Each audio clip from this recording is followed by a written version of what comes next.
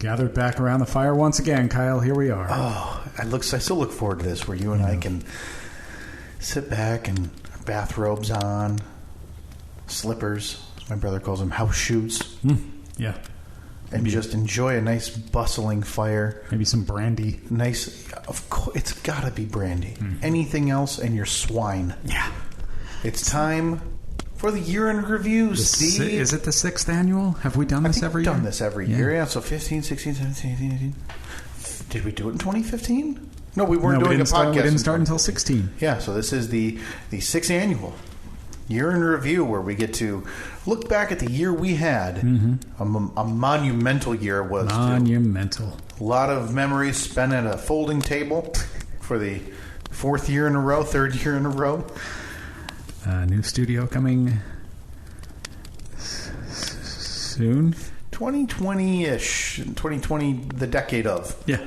2020s. But again, rolling decades. I mean, rolling decades were invented this year, so yes, it could really be any time. We have a lot of bits to go through, and this is as much a trip down memory lane for you, the listener, who probably has a better memory of some of these than you and I.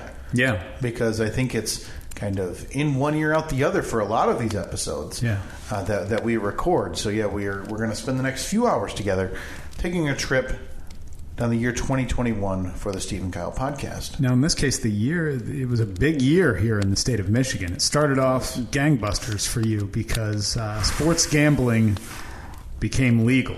That's right. I'd been waiting. I'd been following this since the Supreme Court ruling. I feel like it was in 2018 maybe, that legalized sports betting, and then states, as government and legislation does everywhere, moved incredibly slowly to make this legal. Well, finally, it became legal here in the state of Michigan early this year, and there was some cause for alarm on your end very quick. And that led to what can only be described as the world's worst intervention ever. It's all a blur, Steve. I feel like I'm that guy you see in movies, The Leftover from Vegas or whatever, where it's just what happened? Bleary-eyed. I bet I know what happened. Does this have anything to do with legalized sports gambling in the state of Michigan? It's finally here! When did that go into effect? Woo! Friday at 12 noon. Not that I was keeping track. No. So because Friday at 12 noon, you'd still be diligently working for the man. I was denying away. Deny. How many denials are you up to, by the way? And I don't keep track. I just laugh. But I mean, it's in the thousands, right? There's no question it's in the hundreds, and it still gives me a nice hearty giggle when I can press that button on the deny. And then, know that at some point they're going to get some unfortunate mail in the next week or so. Know that a family is going to open that up. Yeah. Dad's going to have to say to the kids, well, kids, guess we're living in the car for another month. Hey, kids, sorry the ingrown pool's not coming. This mean man from the bank wouldn't loan us the money. Yeah. But makes you feel good, though? I love it. Don't apply if you're, a poor dirtbag. So, getting back to it, you've been doing a little bit of gambling? Oh, Steve, it has been like I'm bathing in it, like I'm drinking in it. I'm going to sleep, and that GIF from The Hangover with Zach Galifianakis and all the numbers flying in front of his face, obviously taken from Rain Man. Mm-hmm. That's my brain right now as I'm dissecting point spreads for NBA games I wouldn't look at if I had to. I am considering whether a quarterback is going to get enough rushing yards in a NFL game to bet on that. So this is basically, a couple of years ago you were super into fantasy football for a while. So this is for a few years ago is when it started to go away on that end. Right. But this is fantasy football, times 50 for you? I love this so much more than fantasy football because I'm needing players and teams to do certain things, but I'm not sitting there Monday night watching a running back catch a screen pass and me lose by 0.1 points in a fantasy game. Okay. So you'd play, 17 weeks or whatever in fantasy football for this monetary outcome. That would be, it's money, right? It's a few $100 if you win the whole thing. The level of work is not worth it. No. It's ridiculous. Seems awful. So Now, for this, it's quick hitters. I have to say, I had a little bit of inside info Whoa. on this, that you've developed a bit of a problem over these last couple of days. I don't know if I'd say problem. So- A lot of people would say it's, an enlightening. Enlightening. Yeah. Now, sure, Steve. Do I have 9 new apps on my phone? I do. Oops. But do I have...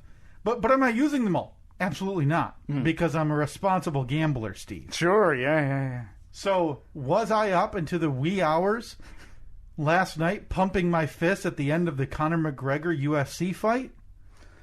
Yes, Of course Steve. you are, yeah. That was me watching Dustin Poirier and try to jump up and down in my living room and high-five my friend while allowing my son to sleep because I just won some money. Sure.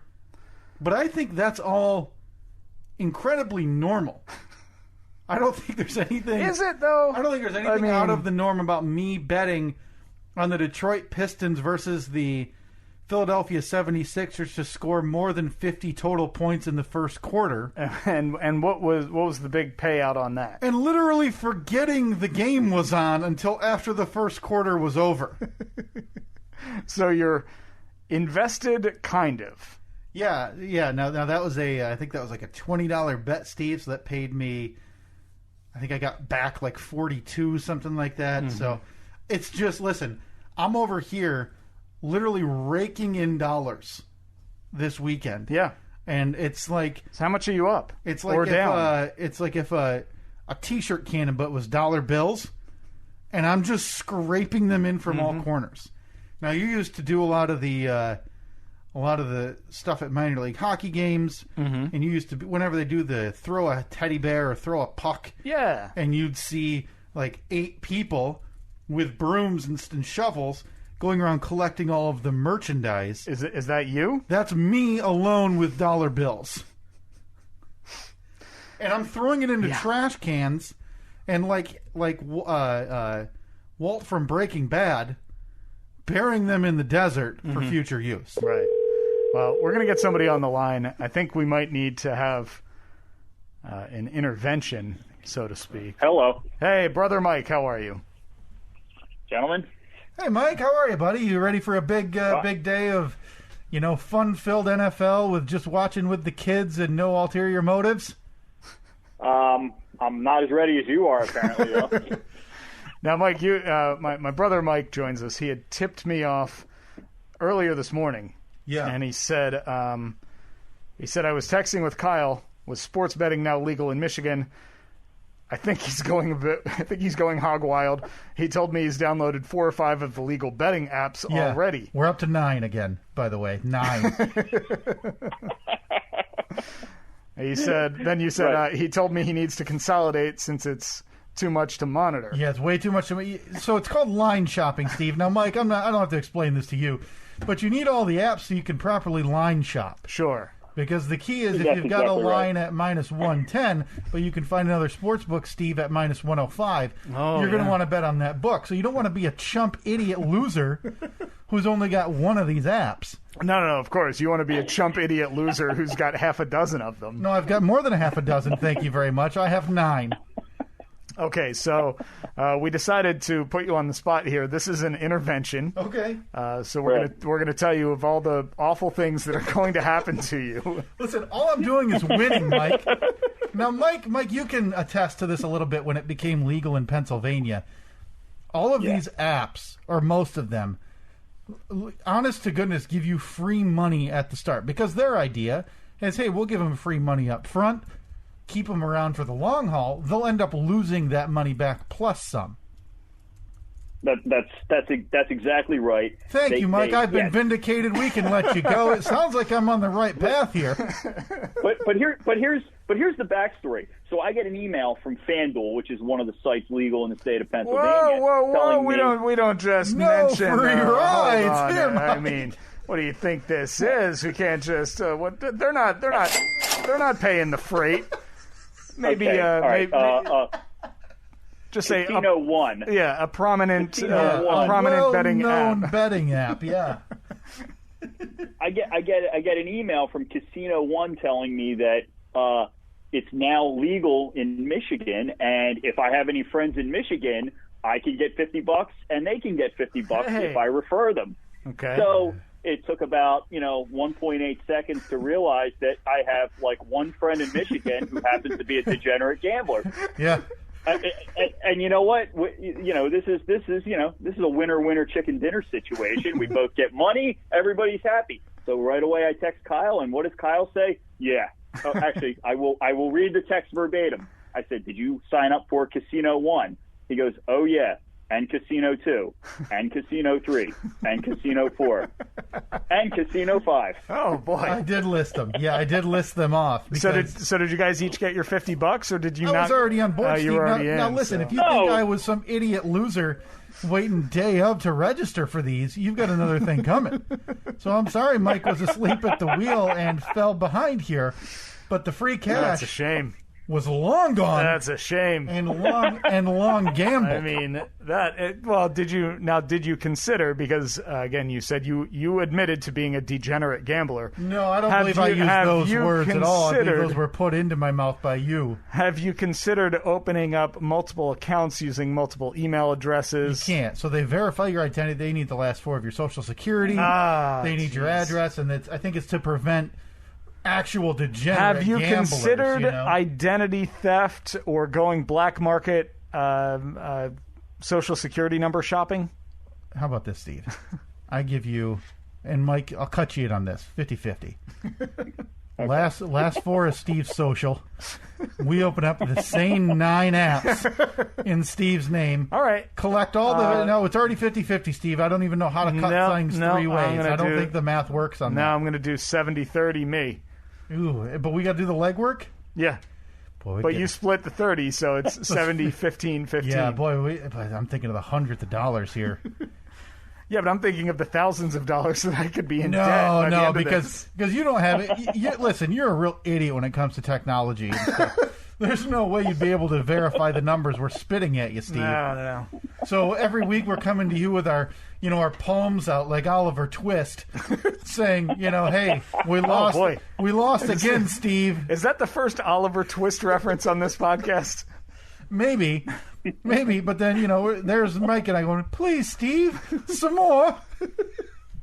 Okay, all right. Well, yeah, we'll have to think about this. But I got to tell Mike, it was a good weekend over here. how much are you up, down? Just this weekend, and I'm not saying this because I'm a fantastic sports bettor. I'm okay at it.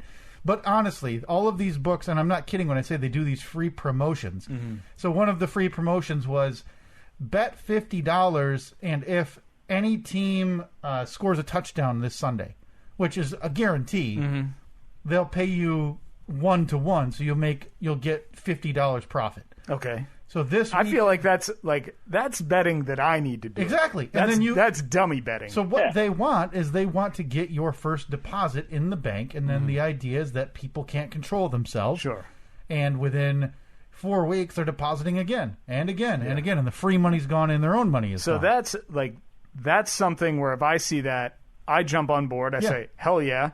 I pick my teams or do whatever I got to do. Yeah. I get my $50 back, and then I'm the guy that's cash out. Yeah. I'm taking the free money. No and question. Hitting the road. Yeah, I'm not. Kyle, I think we can get Steve hooked for the Super Bowl. I think we can get him on board. Oh man, I'm thinking prop bet city for Super Bowl. Boy, speaking of prop bets, I know this comes out after the championship game, but Mahomes over 13.5 rushing yards, Aaron Jones over 90.5 rushing and receiving yards, Aaron Rodgers over 300.5 passing, over 300 passing yards, and take the under on Kansas City and Buffalo today, Steve. Yeah, that's what I was saying before we started recording. I agree with that. Mahomes, Andy Reid, the whole gang. The whole crew over there in Kansas City, Steve. Boy, you're right on top of things. No, to answer your question, Steve, since Friday at noon, I am on the new accounts. I am up a little over $400. Whoa, boy, the pandemic just keeps getting better and better for Life's Kyle. been good. Life's been good. I'm actually a little bit concerned that the positive rate has been going down. You know, just to be comfortable and that my way of life can continue. All right, so so it seems like this intervention is all for naught. You're going to... we may have gotten you on board. I know. Seriously. This is the equivalent of Kyle the alcoholic being intervened by me and Mike. And in the middle of it, you cracking a beer and sliding it across the table and me chugging it. Yeah, we all cheers in the middle of the intervention table because everybody, if you're a proper adult, you have a table for interventions. Yeah, of course. You cheers over the top of the intervention table, and we all leave happier. Boy, this really, really backfired. But count me in for Super Bowl bets. Yep. So we'll talk all those out next week. I'll set aside, I don't know how much, like $50. Yeah, I mean, if you want to be a poor loser. How much could I turn $50 into realistically? I know that there's a chance where I could, bet the most ridiculous thing, like like Lady Gaga's arm will fall off during the Star Spangled Banner. Steve, literally, or something. the sky is the limit in terms of what you can bet. You can bet a player to score the first touchdown, the last touchdown, the margin of winning. We could realistically, and I'm not going to say realistically because, listen, it's gambling. Sure. You can lose. That's not what I heard. I heard that the house always loses. I'd be comfortable telling you we could make you a few bucks on Super Bowl Sunday. You've got a couple of ringers here on the line right now. I mean, it's not every day that you talk to somebody who's up $400 in a day and a half. And that's only because we have to pull our we have a bankroll in an offshore bank in an offshore betting account. Is that legal? Yeah, because the money was offshore, so it's all good. I don't think that's legal. No, it's totally legal. So that we had to pull that out of the foreign government. Boy, that definitely seems illegal. No, it's okay. We're going to talk to the prince, and he's gonna wire us. Is that the same prince that always emails me saying he has $200 billion, but he needs me to transfer it to him? Boy, I hope not, because if so, he's been swindling me, and that is not okay. All right, well, Mike, thanks for joining us for America's least successful intervention.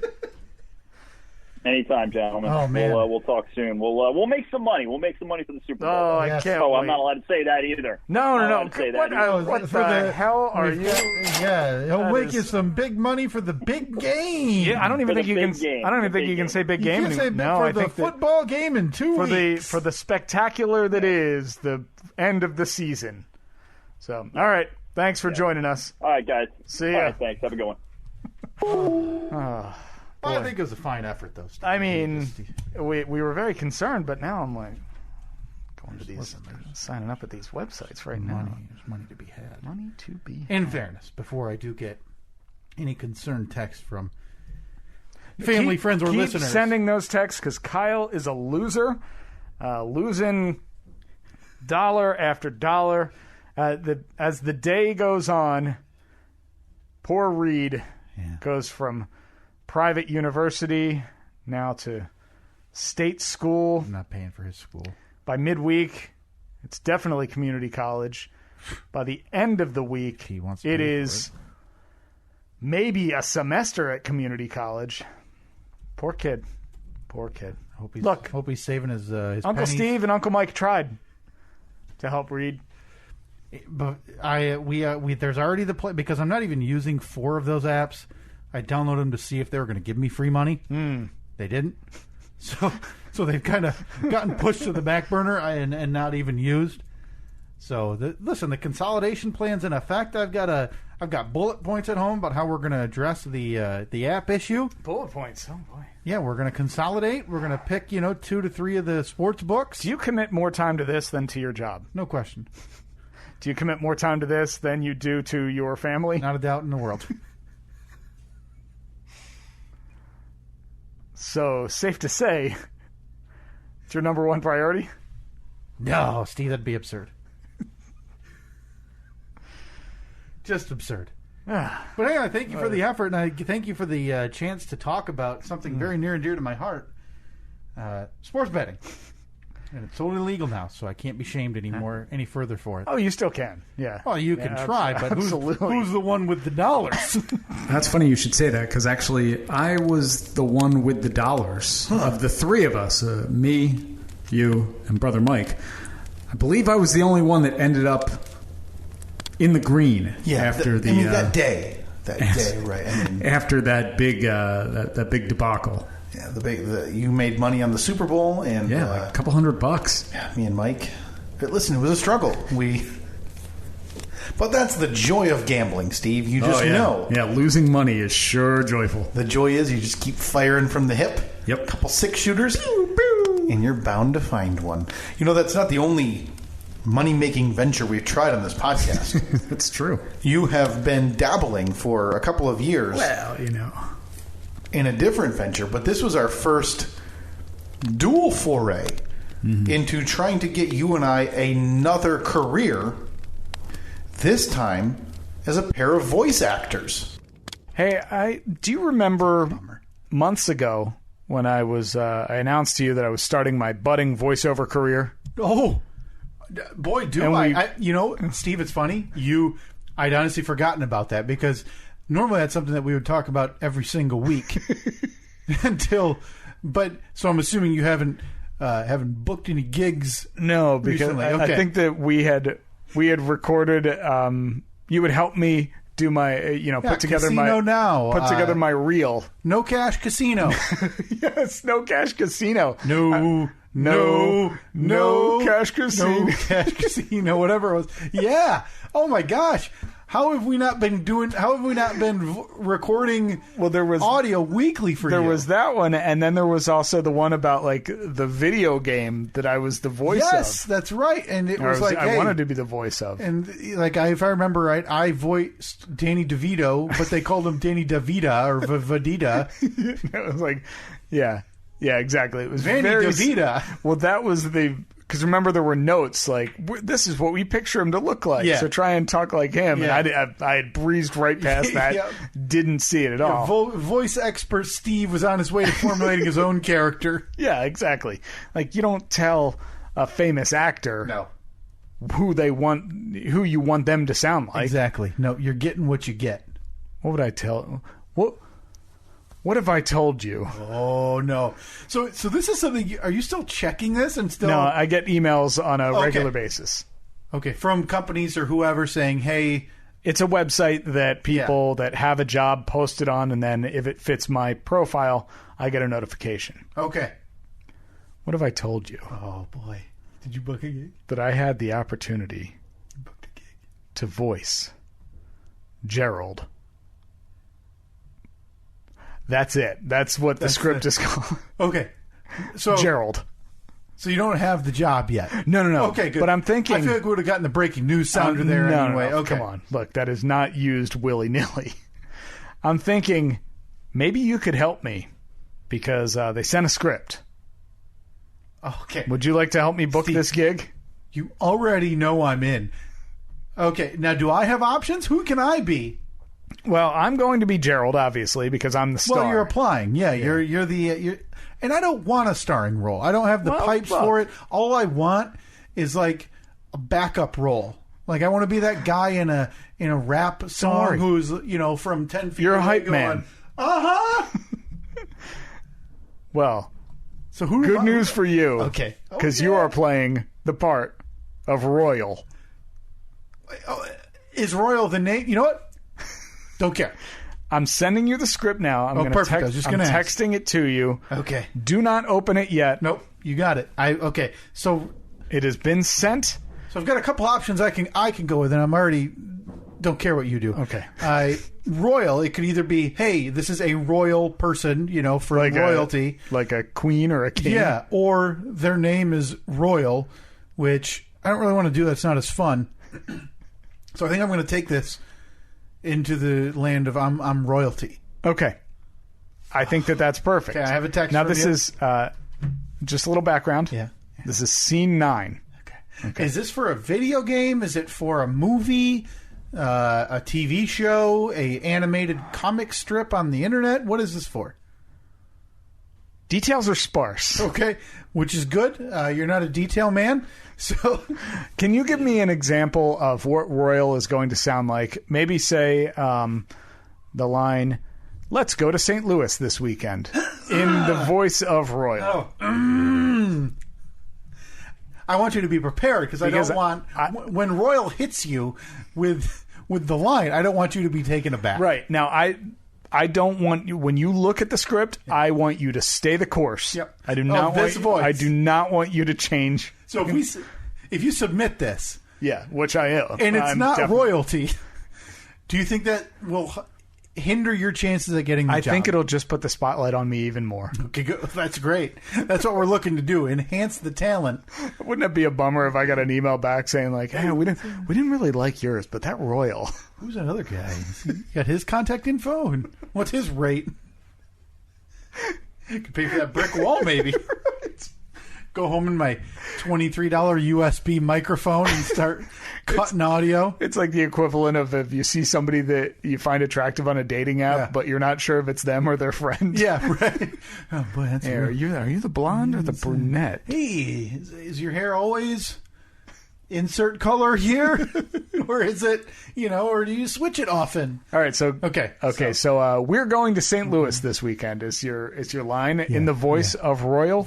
Royal in 3, 2, 1. Let's go to St. Louis this weekend. I love it. See. Okay, But that was a good take. I like that one. so are you ready to look at the script?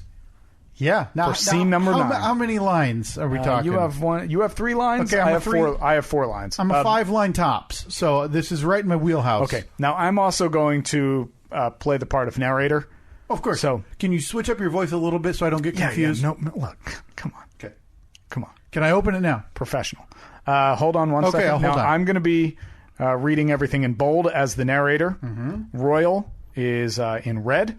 Okay. Gerald, my character, is green. Boy, I gotta tell you, it's early, but your character sounds like a real dweeb. Oh, just wait. Royal. Like, I'm royal. I'm Gerald. Like, it's a loser. Do I bully you? I'm sorry. I haven't even read the script yet. I want this to be as off the cuff as possible. Yeah. So, okay, me as narrator. Clear the pipes, do what you have to do. Scene 9. Welcome to the dope game. Truck pulls up in Chamberlain Hills.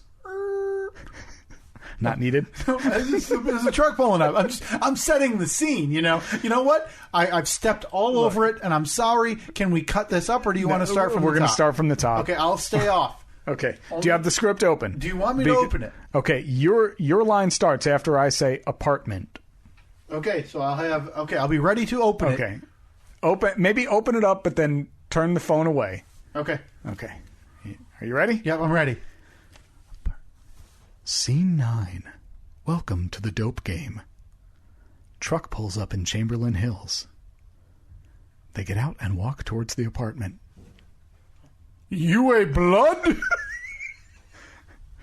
The chief, what's poppin'? You bang? Nah, with all that gang shit.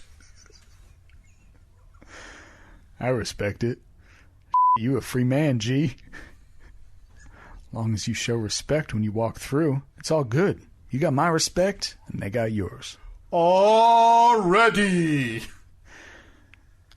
Screen fades to a black and goes into the apartment. So this here is that chill spot. Don't hesitate to slide through every now and then. I'll mainly be here if it's on business. I don't really like to talk and kick it. You know how that go. And scene. I don't know what you were doing, but I felt in it. I felt in it. Did we book it? Did we just book a gig?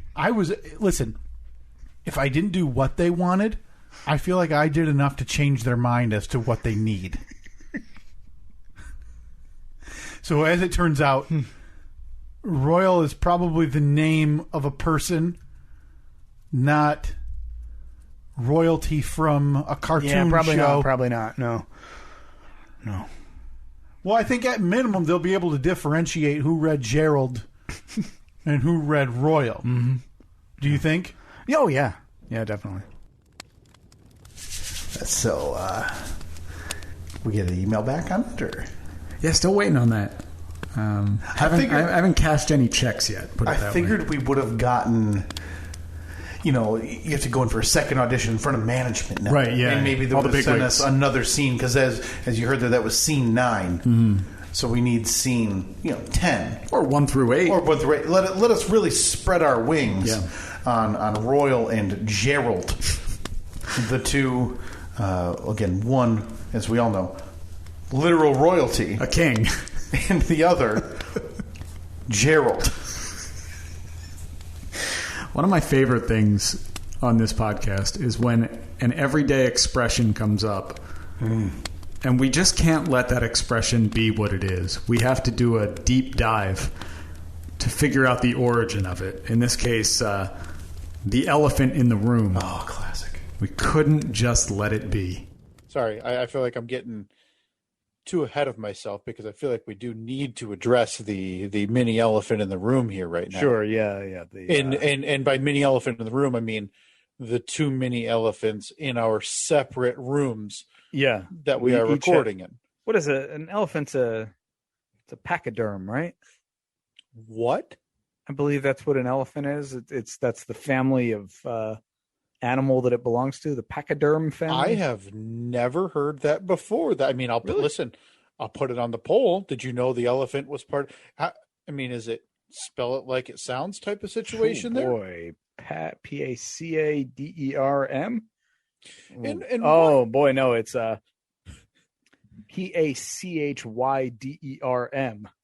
Oh, so there's a loose Y that just sneaks in the middle there, huh? I was a bit off. Pachyderm meaning. Now go ahead and post it, because I don't want to spoil it. Sure, and I'll probably just go ahead and post it like it's. Look at that! I was right. You were a very large mammal with thick skin, especially an elephant, rhinoceros, or hippo. Look at that! The old brain still got it. You think the other brains don't tick, hearts tick. Yeah, I mean, thanks for bringing that up. Oh, some do. Do you think the other members of the pachyderm family are upset that the elephant got that elusive cliche of being the one in the room? You think the rhinos were sitting there with big toes crossed, saying, "Boy, I sure hope whoever's coming up with this picks the rhino in the room." Wait, so do you think that they alerted the entire pachyderm family that they were planning on coming up with a cliche, so it was basically like an awards show. So the elephant, the rhino, and the hippo were all just sitting there watching TV, waiting for the announcement to be made of who the winning pachyderm is. Yeah, no question. And I feel like it was a rivalry. It's almost like when you hear all the award winners. And every time I hear this on any award show, Steve, I always think the same thing of it's just, first and foremost, it was an honor to be nominated with all these other talented people. No. These other talented people are like, yeah, F you, man. I'm sitting here in the crowd listening to you. Right. Well, in this case, that rhinoceros is the one saying F you to the elephant. Because when I say it out loud, boy, let's talk about the rhino in the room. Sounds a lot better to me. Because, I mean, you got the alliteration going on. Mm-hmm. I just, I feel like we should go back to the drawing board when it comes to the pachyderm cliches. Are there any other pachyderm cliches? Like, have you ever... rhinos have, there's the phrase like rhino skin, right? Like thick skin, like a rhino. Right. That's a good point. Okay, so we got the elephant covered. We got the rhino covered. Yeah. What about the hippo? Oh boy. I mean, hungry like a hippo. Hungry hippos. There we go. They're all covered. Yeah, but all the if you were to pachyderms are covered. rank the three, it's the elephant in the room. It's the elephant in the room. So the elephant, yeah. And then what was the second one? Rhino skin. Actually, no. I think hungry hippo is going to be second. Rhino skin. Yeah, third. because there's no real direct saying about rhino skin other than saying like. Isn't there? Know, I feel like that needs to be on the poll. Isn't there a saying?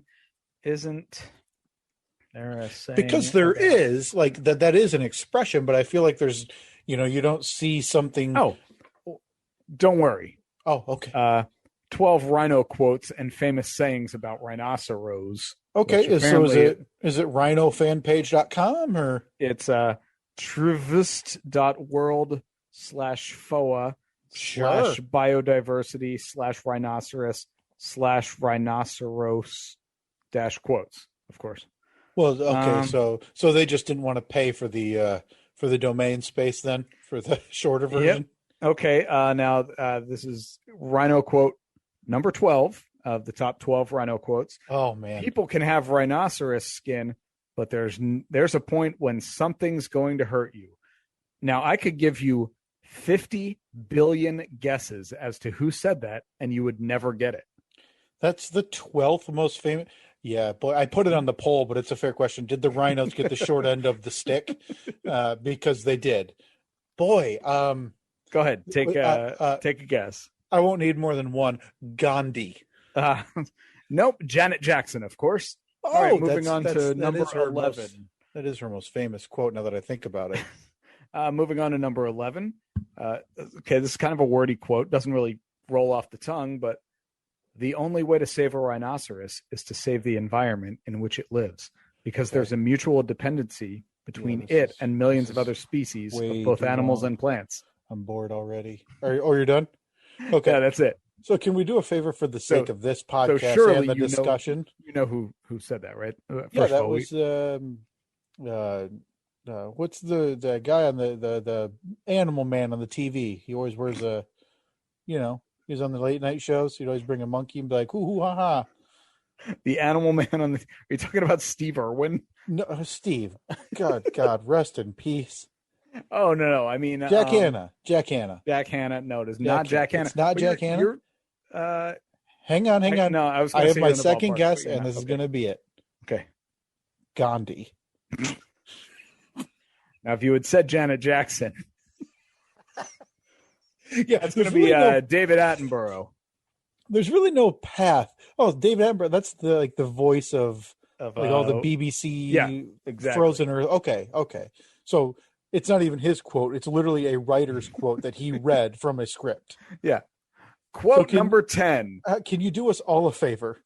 Because we haven't gotten into anything yet, and we are on an absurdly tight schedule. This 15 minutes from now, we will be done. That's how short of a timeline. Can you simply cut to the metal stand of the rhinoceros quotes in history? You want me to skip number 10? Based on 12 and 11, I'm willing to skip to number 1 at this rate. I need to read number 10. Okay, so 12, 11, 10, 3, 2, 1? Yeah, I'll give you that. All right. Okay. Quote number 10. This one you're going to recognize immediately. Sure. My parents were very permissive when it came to animals. Yeah. As long as we earned the money to buy them and built whatever structure it was they were going to live in, we could have any kind of pet we wanted. They would have let us have a rhinoceros if we could have afforded it. Huh? I know. Okay. I think the Zoom meeting just froze for a minute, but I know that you actually said Maggie Stiefvater. Right. I'm beginning to even further dig in my heels here that we should have definitely cut to the metal stand. But I do appreciate Maggie apparently being allowed to have a rhino in their house as a kid. Yeah, if they had the money, she would have had one. I mean, I'm not even going to put that on the poll because it's not fair to poor Maggie if she's just scrolling through Twitter, vanity searching her name one day, and she reads a poll, do you know who the hell Maggie Stiefvater is? And her name's spelled wrong, because that's not fair to her. She didn't do anything wrong. Yeah.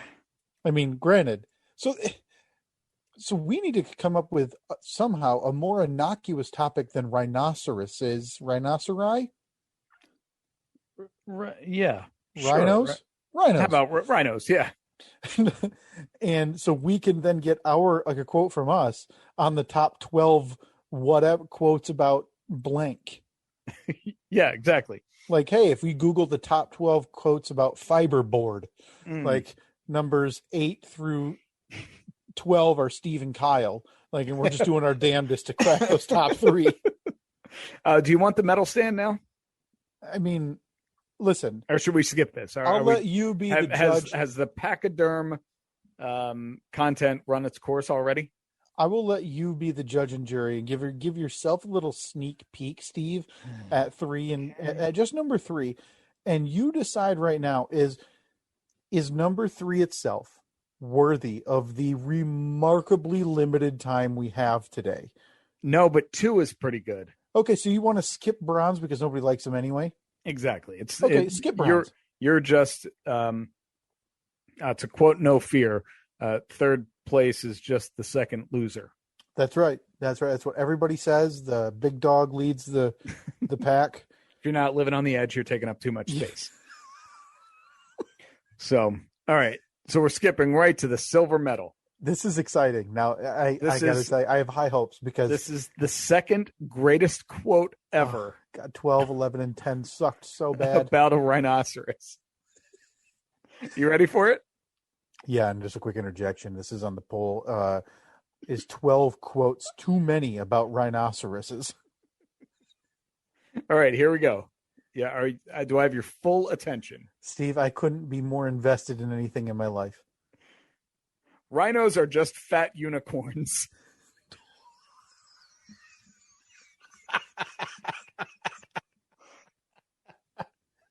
Huh?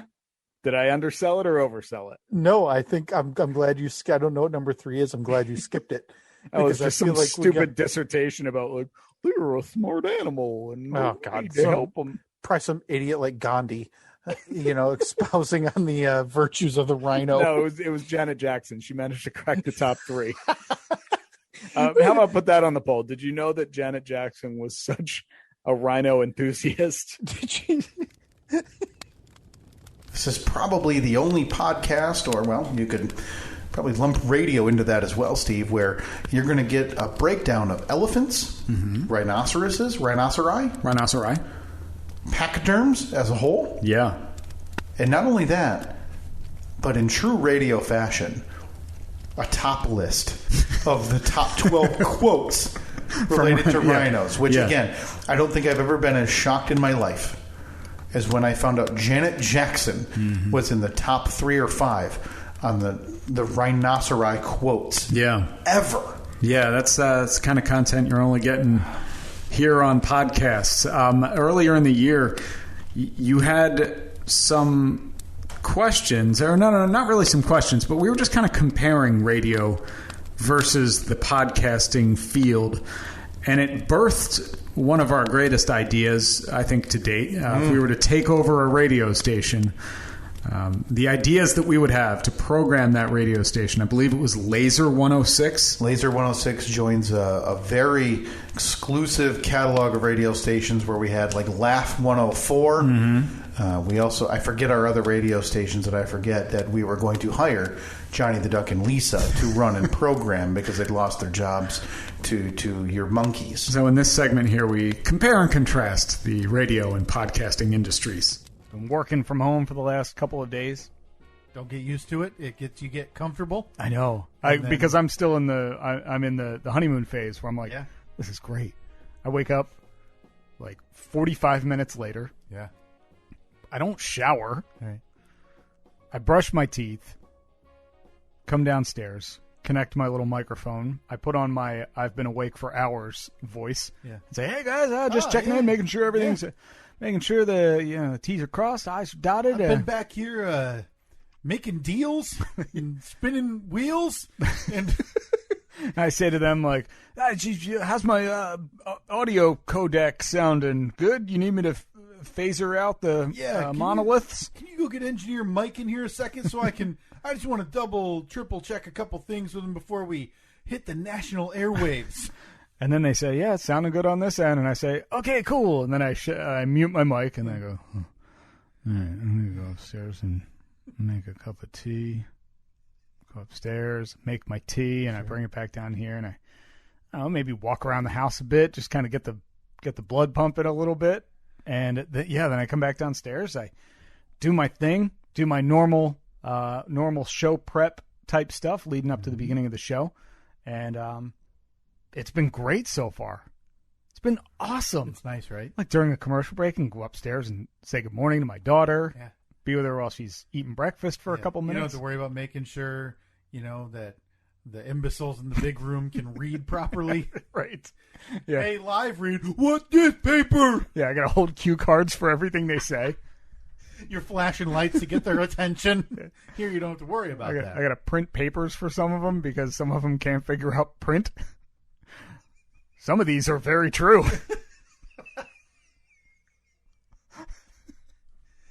Very true. It just reminds me of, again, the only radio show worth listening to, the Dan Le Batard Show.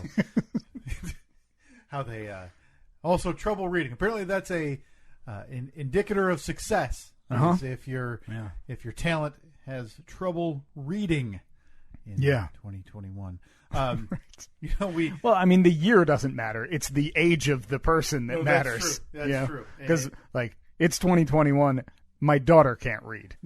She's also a year and a half old. That's fair. That's fair. I guess now if it were 2041 and she still couldn't read, or 2071, she'd be a national radio host. Yeah. So good news for mom and dad. Oh, if you think radio is going to be around in 2041, well, let alone 2071. I think you're insane. I think it'll still be around in some form. It's just a matter of what that form is. I mean, and I think that like what we're doing right now, this podcast, or be it a spoken word type radio show, that'll still be around. It's just it's obviously going to have to evolve a bit with the times, because people are always going to want to hear opinionated content or, like political talk. That's not going away. Right. But it's more sports talk on demand, though. Yeah. Sports talk. That's not going away. Right. Things like that. What we do right here, what we do on the side gig, that's still going to be around. But yeah, it may not be so much in a broadcast form as it is in a narrowcast or podcast. Right. We'll kick off the polls this week. Will radio be around in 2041? I say yes. I don't mean to put a damper on your livelihood. No, 2041, I hope to, let's see, that's 20 years from now. I'll be 60. Okay. I hope to be nearing the end of my think career, not my life. You don't think you'll be firing off sound bits from the guy who was sad about the library being demolished yet? Well, that will never die. But if you think if you're in 2061 and you get the cue to push that button a little bit, if you dies every time you push that button, right? It's going to be was it the movie Demolition Man with Sly Stallone and Wesley Snipes and Sandra Bullock, right? Yeah, a classic. Sandra Bullock's first role. Where they were driving around in their car, and the radio station that they were listening to was just old jingles from old products, like Beanie Weenies or something. Yeah. Is it going to be that? There's going to be a radio station of just all the old classic drops that we used to play on the side. Right. Like, I can't believe they're going to close this damn place down. I'm a carpenter. So 20 years from now, you'll be sniffing 60. Yeah. Oh, man, looking right at 60. Everybody else you work with is going to be dead. Definitely. You think we should start getting our sizzle reel together? So we can replace them? Yeah. So, well, I mean, at that point, we're going to have 25 years of podcast experience. Yeah. Do you think we'll be able to formulate a radio show? Do you think that we'll be able to sit in a studio and throw together a show on a daily basis? See, I think... Because, at age 60 and right. 50, what will you be? Roughly 55, 54, whatever. That's the perfect time to branch out and start something new. Yeah, are they going to give us, a prorated 401k? Say, hey, you guys, because you're joining this so late. A quarter of a century. of experience here. I don't mean to demean what it is, because listen, I did a little bit in radio with you guys, and I'm aware. I think doing what we do, transferring to a radio show would almost be easier. Outside of having to shorten up what we talk about, right? Because you have to worry about the ads, you have to worry about whatever. Yeah. But the idea of filling content and filling time seems like once you're doing it long form, it's easier to crunch that down than it would be to have to stretch it out. Yeah, I guess I don't know because I can see it from both sides. It all depends on what your strong suit is. Right. Are you able to be concise, shorten things up? And for me, that's hard. Or do you excel at talking at length? It's right. Yeah, it's an interesting question. That'll be on the poll. Sure. What is easier, podcast or a radio show? And I'm assuming, because we weren't just talking about that demeaningly, but I'm assuming somebody from your radio show will see that and be like, hey, are they insulting our craft again? First of all, you're wrong because none of them follow us in any way. You sure? Pretty confident. I'm pretty sure too. I'm very sure. Yeah, I'm almost positive. Yeah. If they did, I'm sure that... Like, I don't follow what they do in their spare time. I mean, I don't follow the social media for that garbage. No offense. Full offense taken. No. The rules are, if at any point I say no offense before you have declared offense, you can then not be offended. So if it had gone like this, now say the insulting line again. Mm-hmm. I mean, I don't follow any of their social media for that garbage. Offense taken.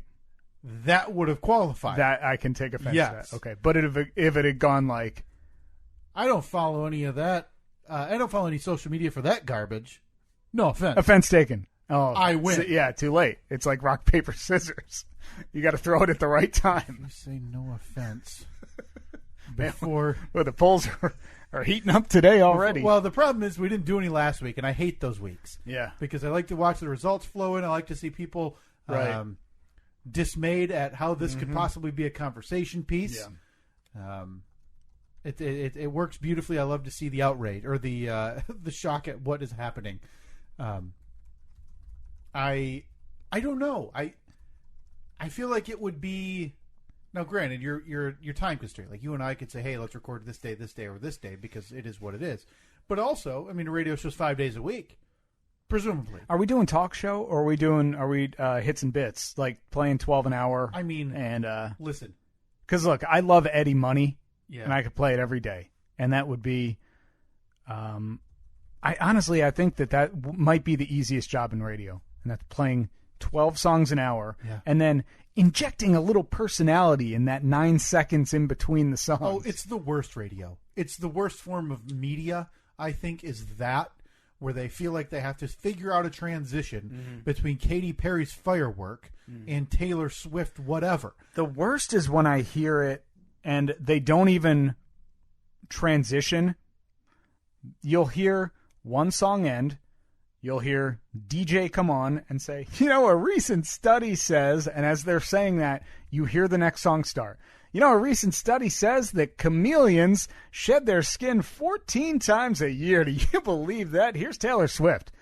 Speaking of chameleon, talk about, from country music to pop music, here's Taylor Swift. Every time I hear that where they don't relate it at all and there's nothing else given, I always feel so blue-balled. I'm just like, you just threw out the most random line. Yeah. You may as well have turned on the mic and said, turtles are green and sometimes brown. Here's Taylor Swift. Right. Like it doesn't. You're just telling me. You're saying words. Right. You're reading a headline. And I get it, but you don't need the weird filler is so unnecessary. The only one that would really make sense is, hey, so and so's coming to town. Yeah. In March, get your tickets at our radio station website. Which, by the way, those are.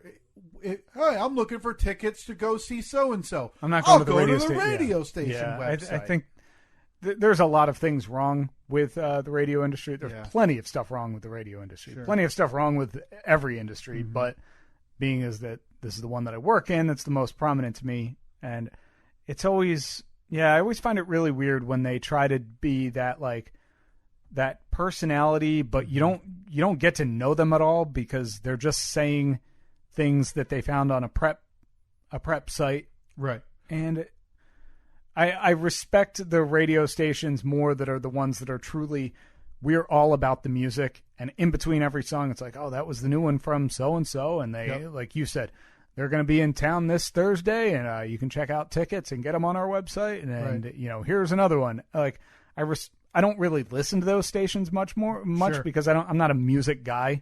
Right. I'm not like, and sometimes those stations, like there's one in town now that it is insufferable for me because they're the ones that, we're the sophisticated music station for the...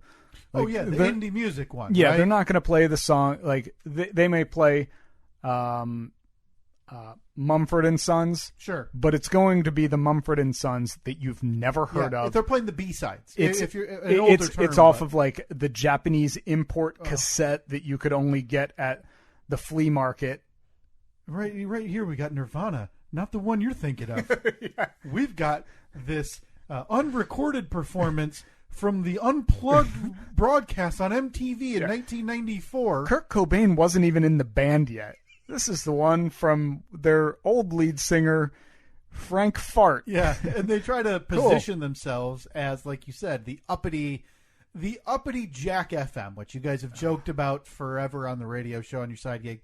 About, the doesn't matter. Plug in at that point, when I was there, it was plug in your iPod, and that's what we're playing. Playing anything we want. Hey, that's a good idea. I will just do that. Yeah, thanks. Off, and then play your own music. And I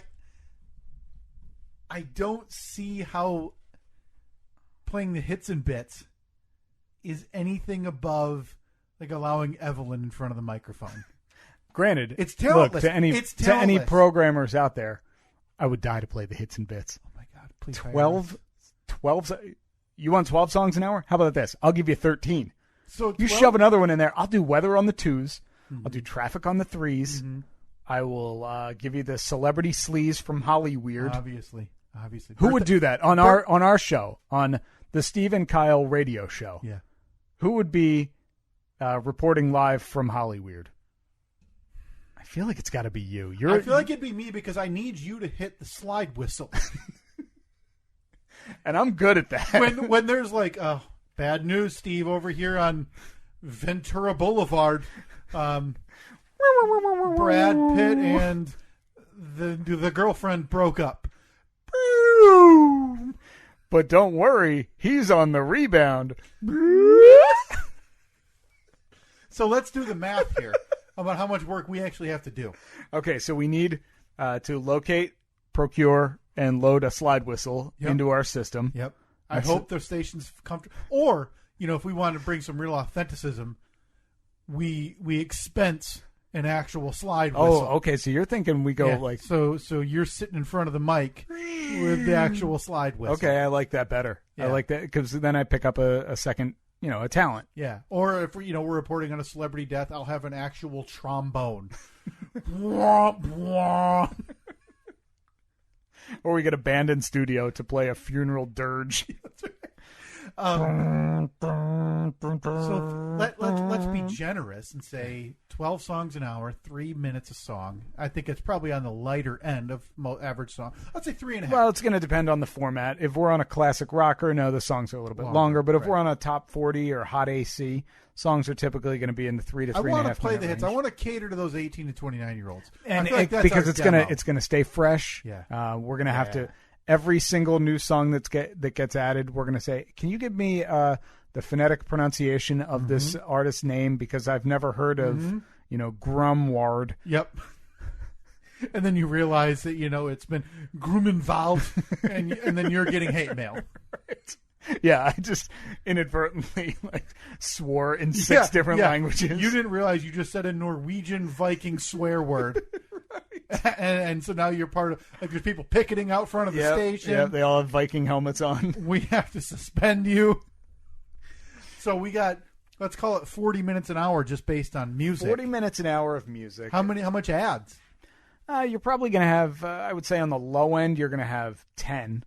Okay, let's call it There's 50 Well, minutes. it depends. Are we number one in the demo yet? Because if we are, then those ads are going to be sold out. No, we're going to be playing 15 minutes an hour. We're doing it like you play your video games. Now, Steve, when you start out, whether it be football, whatever, a video game, you want to start, if you take over a team, there's no fun in taking over, the Tampa Bay Buccaneers. No. You want to start at the bottom. Start at the bottom. So you and I, we're going to go to the building where it's like they don't even have wheels on their chairs, or they do, but one of them's missing on every chair. Right. The only fan is me standing at the door, whipping it back and forth to try to get air moving. Okay. And we have to bring our own computer. So we're at the bottom of the barrel, is what I'm saying. Yeah. So the music we're playing is off of our Apple Music. Okay. Plugged in. So they don't even have the music at the radio station. We're fingers crossed not getting sued by like Columbia Records or whoever. That's the hope. Okay. So we got 40 minutes of music. So basically we're building our show clock right now. So we got 40 minutes of music. We got, let's say conservatively 10 minutes of commercials. Yeah. We got, in between all of that music, there's the zippy zappy lasers and station promos for, War of the Roses, of course. Call another 90 seconds, 2 minutes. Yep. So we're at 52 minutes roughly. Giving us 8 minutes per hour. 8 minutes. But not just 8 minutes. 8 minutes to shine. 8 minutes but to not spread our wings. And also, not 8 consecutive minutes. No. Those 8 minutes are going to be in 2 minutes. Let's call them 2 minute bursts. 2 minutes? What are you, crazy? You can't talk for 2 straight minutes. Everyone will tune out. That's a good point. Okay. So who wants to... When was the last time you had a conversation that lasted more than 14 seconds? Well, how am I... Never, I say. When you meet up with your friends at the bar... When you're sitting down, you don't talk about 3, 4, 5 different topics in one sitting. No. True. One topic. Yeah. One topic. And then at the end of that topic, you say, that is the end of this topic, not to be brought up again. Then you take a few minutes to listen to some commercials, perhaps have a drink. And then when you come back, you are talking about something completely different. I just feel like I'm going to need more than 14 seconds to go through celebrity birthdays. Well, it looks like you're looking for a job then. But hang on. Can you get the watch ready? And I will try to see how many celebrity birthdays I can zip through in the allotted 14 seconds. Yeah, but look, speaking as an industry professional, calling it celebrity birthdays... Okay. It's just not going to cut it. Okay. There needs to be some kind of tie-in to the radio station that we work for. Sure. Let's call it Laser 106. So if you can incorporate those a bit. Just a few seconds off like that. Let's see. Off of the 14 seconds, Maybe, but I can get that in. Okay, 14 seconds. Boy, oh boy. What rhymes with laser? Anything? Taser? No, probably wouldn't be good. Speaking of tasers, 106. Oh, how about, okay, so a laser makes like a zap noise, so we could call the birthday club will be like laser zaps or something. Hey, special laser zap to Macaulay Culkin. Yeah. He turns 40 today. Okay, all right. So, I got it. all right. Do you think we'd get sued if we played like the last 10 seconds of a song? Yeah. We would. How about I just find some... You know what? Play the end. Play like the last few beats of our of Malt Shop Bop, maybe. It doesn't really fit the format. People are going to tune out. Well, you just told me we'd get sued if we played anything better. So we're stuck on MacLeod. Hold on. We got to have something, right? Oh, okay. Here. This is our ending, our closing music. So I'm going to play this, and I'm going to cue you. When you want me to go. When I want you to go. Sure. And remember, 14 seconds. I got to tell you, it just doesn't seem like enough time. But listen, I am beholden what's to the name rules. of the station? Laser 106. Okay. What are these called? Zap Days. Happy Zaps. Laser Zaps. Laser Zaps. I'm sorry. I can't believe I just ruined our own station. You got to get the name of the show in there, obviously. Steve and Kyle radio show. Boy, I'm running out of seconds to actually get to the birthday. So I'm going to cue you. Yeah. When it's time to go. You ready? I'm ready. Okay. All right, song's coming to a close. Welcome back, Laser 106. Happy Laser Zap today to actor Joe Keery from Stranger Things. Also, happy Laser Zap to Kelly Clarkson. She's turning 39 today, Steve. Is that it? The song just started, yeah. Oh. So I got 2 birthdays in. I didn't even get to do a time check. You got 2 what in? Oh, sorry. 2 Laser Zaps. All right. I'm gonna piece it together so it sounds a little cleaner. All right. So the song, you're gonna hear one song. I feel like I missed one of the requirements there too. I need another shot at it. I think I screwed the pooch, and I'd like to really give it my all. Because listen, we've only got 20 years before your cohorts are dead, and this sizzle reel needs to be ready to play the hits and bits. All right, let me get. You know something? You're gonna go. I also need you to front sell the song that that you're going into. Sure. So no, that's only fair. You don't want to go in blind like you'd sound like a real buffoon. Okay. Trying to find. Okay, I got 2 fresh birthdays ready for you. Fresh what? Fresh Laser Zaps. You see, that's the thing. I feel like I have to live my day to day. Instead of saying calling up my nephew and saying, "Hey, happy birthday," I'd say, "Hey, happy Laser Zap," because it needs to be in my system. Hey, if you want a Laser Zap from the Steve and Kyle podcast, you can tweet at us or send us a Facebook message. Now, I don't want to put too much more on this production. Again, limited to 14 seconds in between songs. Did we have a laser sound effect to play once I wish? So every time you do it... Yeah. Oh, happy Laser Zap today to TV actor Miles Butler Houghton. I might have to do them on my own. I can't play two different... that's what I mean. Two different right sources. now we're limited, but when we're at the unlimited resources and financial capability of Laser 106, I think we'll be in much better shape. Okay. Boy, a lot of birthdays, huh? A whole lot, yeah. The website I pulled up, though, bogged down with TikTok and YouTube people. So I'm trying to find names that people would actually recognize and know, because I don't think wishing a happy 37th Laser Zap to Frankie McDonald, the YouTube star. You know something? I'm feeling a little bit generous today. Maybe you had some good ratings in the last book. I'm going to give you 30 seconds. 30? Okay. Well, is that too much? No. Steve, I once listed off my top 5 1990s Indiana Pacers. Is 30 seconds too long? Is offensive to ask me. Okay, let's see. I'm trying to find a good Laser Zap sound effect here. Oh boy, I think I got one. Okay. Is that too long? No, you know what? You gave me extra time. I think it's perfect. We're going to use that to juice up the show a little bit. Okay. Hold on now. All right. So you got a lot of things to shuffle right now. You're going to know the song, and I'm gonna give you like a 5-second warning when you're about to hit the post, as we say here in the biz. Okay. Are you ready? I am ready. All right. Here we go.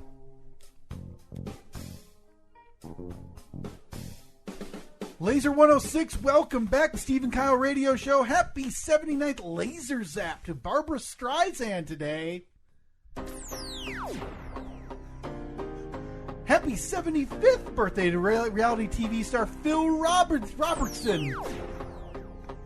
And finally, happy 57th Laser Zap to Cedric the Entertainer, Steve. Here comes Fighter's Desire by a couple of bros. Go. You totally forgot to ID out. Oh, Laser 106. And that would have filled that little... It would have been perfect. Oh, my God, I would have nailed it. I believe I messed up the middle Laser Zap on Phil Robertson with saying birthday like some idiot. Oh, what a chump. I still think there's some legitimate, good content, Steve, for you and I to investigate 1 hour of, I forget what the terminology like brokered is. radio. Brokered radio. For you and I to bring the hits and bits to Laser 106. To Laser 106. Oh, man, that sounds really nice off the tongue, too. Welcome to the hits and bits on Laser 106. But, yeah, I still ponder. What's easier? Radio? Podcasting. I mean, you've dabbled in both, and it seems like you were pretty inconclusive there in not knowing what is easier and definitely what is dumber. Both simple. both simple mediums that we're working with here. So in this next segment here, we started off, you were talking about, I think you had a couple drinks the night before. You were talking about how much you enjoyed your voice the day after you had a couple of drinks.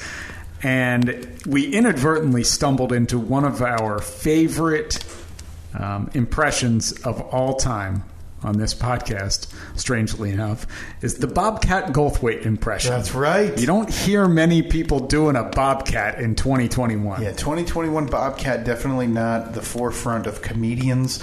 I don't think you're going to see a stand-up. You know, Frank Caliendo isn't doing YouTube videos with Bobcat. So just talking about Bobcat turned into a whole conversation about Bobcat Goldthwait, Bobcat and Jerry Seinfeld having their little rift, and boy did we enjoy it. I think I have this, and it typically happens where if I have anything to drink, even not a lot, even, but that next morning, I feel like I sound really good. So would you have? Wait a minute, hold on. What'd you have to drink last night? A couple of soda pops. Maybe a beverage or two. Sorry, Bobcat. Shut up. Bobcat was making a joke. Well, that's what Bobcat does. Bobcat voice is always there to be funny or be stupid. Well, sometimes both. And Bobcat, to me, seems like the kind of guy who you can't even call him a comedian, though. You have to call Bobcat goes by jokesman. You know, because he looks at comedian like that, so like that scene down in Goodfellas, like, oh, funny how, like a clown. Yeah. Like he takes that as an insult. Bobcat Goldthwait calls himself a jokesman, a jokesmith, perhaps. A jokesmith. Yeah. I do like jokesman though. You don't hear that one too often ever. Because it's not a real thing. Because we just invented it. I'll put that on the poll. Is Bobcat a jokesman? Is Bobcat Goldthwait a jokesman? Not even Goldthwait. Is Bobcat. Yeah, is Bobcat. And I can't. What is the age range on Bobcat in terms of people who know him? I would bet we've got to be on the outer edge, right? Yeah. It's us. Like we're on the low end. Yeah, age wise. Yes, people I would say mid-30s to probably late 40s. Because his heyday was late 70s. Oh, I thought it was 80s. Was he an 80s comic? Yeah. So 80s. It's Bobcat Goldthwait. Like if you have to pick on a Saturday night, the big show, New York City. Mm-hmm. One venue you've got Bobcat. The other venue you've got Andrew Dice Clay. Sure, because he would have been. Maybe even later than that. I bet he was 80s and 90s because remember him and Jerry Seinfeld had that big feud. Yes. So if he was like 50s or 60s, Seinfeld wouldn't. I mean, there wouldn't have been a rivalry then. He's been a panelist on a radio quiz show lately. Okay.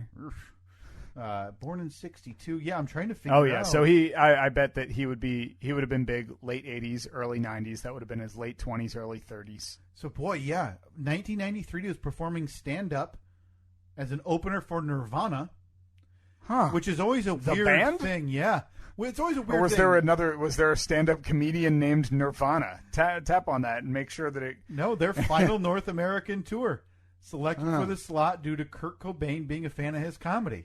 Yeah, I can see that. That's probably why he... Oh. Yeesh. Thanks, Bobcat. You took away a legend. Because does Bobcat Goldthwait's comedy hold up? Like, if you pulled up a quick bit on YouTube right now, would it be something that you and I would go, hey, timely, or still timely? I have no idea what his comedy I don't was about. either. Like, was he like physical comedy, like Gallagher smashing watermelons? Well, or oh boy. At midnight on New Year's Eve, 1993, Goldthwait rappelled nude from a catwalk of the stage at the Oakland Coliseum as Kurt Cobain led a countdown. Huh. So, a bit slapsticky, like, hey, Bobcat, while I'm counting down from 10 to 0 for the new year, why don't you go rappel from the side of a horrible venue, outdoor venue, nobody likes it. Oh, and do it nude. That'll get the hijinks ratcheted up. Boy, that whole sentence was such a time capsule. Yes, right. half-hour HBO special, 1995. So it sounds like you're right. Yeah. Mid-90s. Yeah. And I mean, I think it's safe to say, Seinfeld won that feud, right? Oh, definitely. But I bet Bobcat's doing okay. What I mean, is Bobcat? I actually wouldn't be surprised if this isn't the first time we've looked up Bobcat's net worth. Let's see. Net worth. All right. You want to play the over/under game? Yeah, let's play the guessing game, and then I think we should do it in comparison to Jerry Seinfeld, just to really put a cap on who won this feud, because I'm unfamiliar with why they feuded outside of just two comedians who decided they didn't like each other anymore. From what I remember, I think that it was Bobcat took a shot at Jerry, and it was honestly, I think it was more a shot at Jerry's fans, because he said like people are so stupid they think he really lives in that apartment, and that those are all of his, like, those are really his friends. Like, he's on a TV show.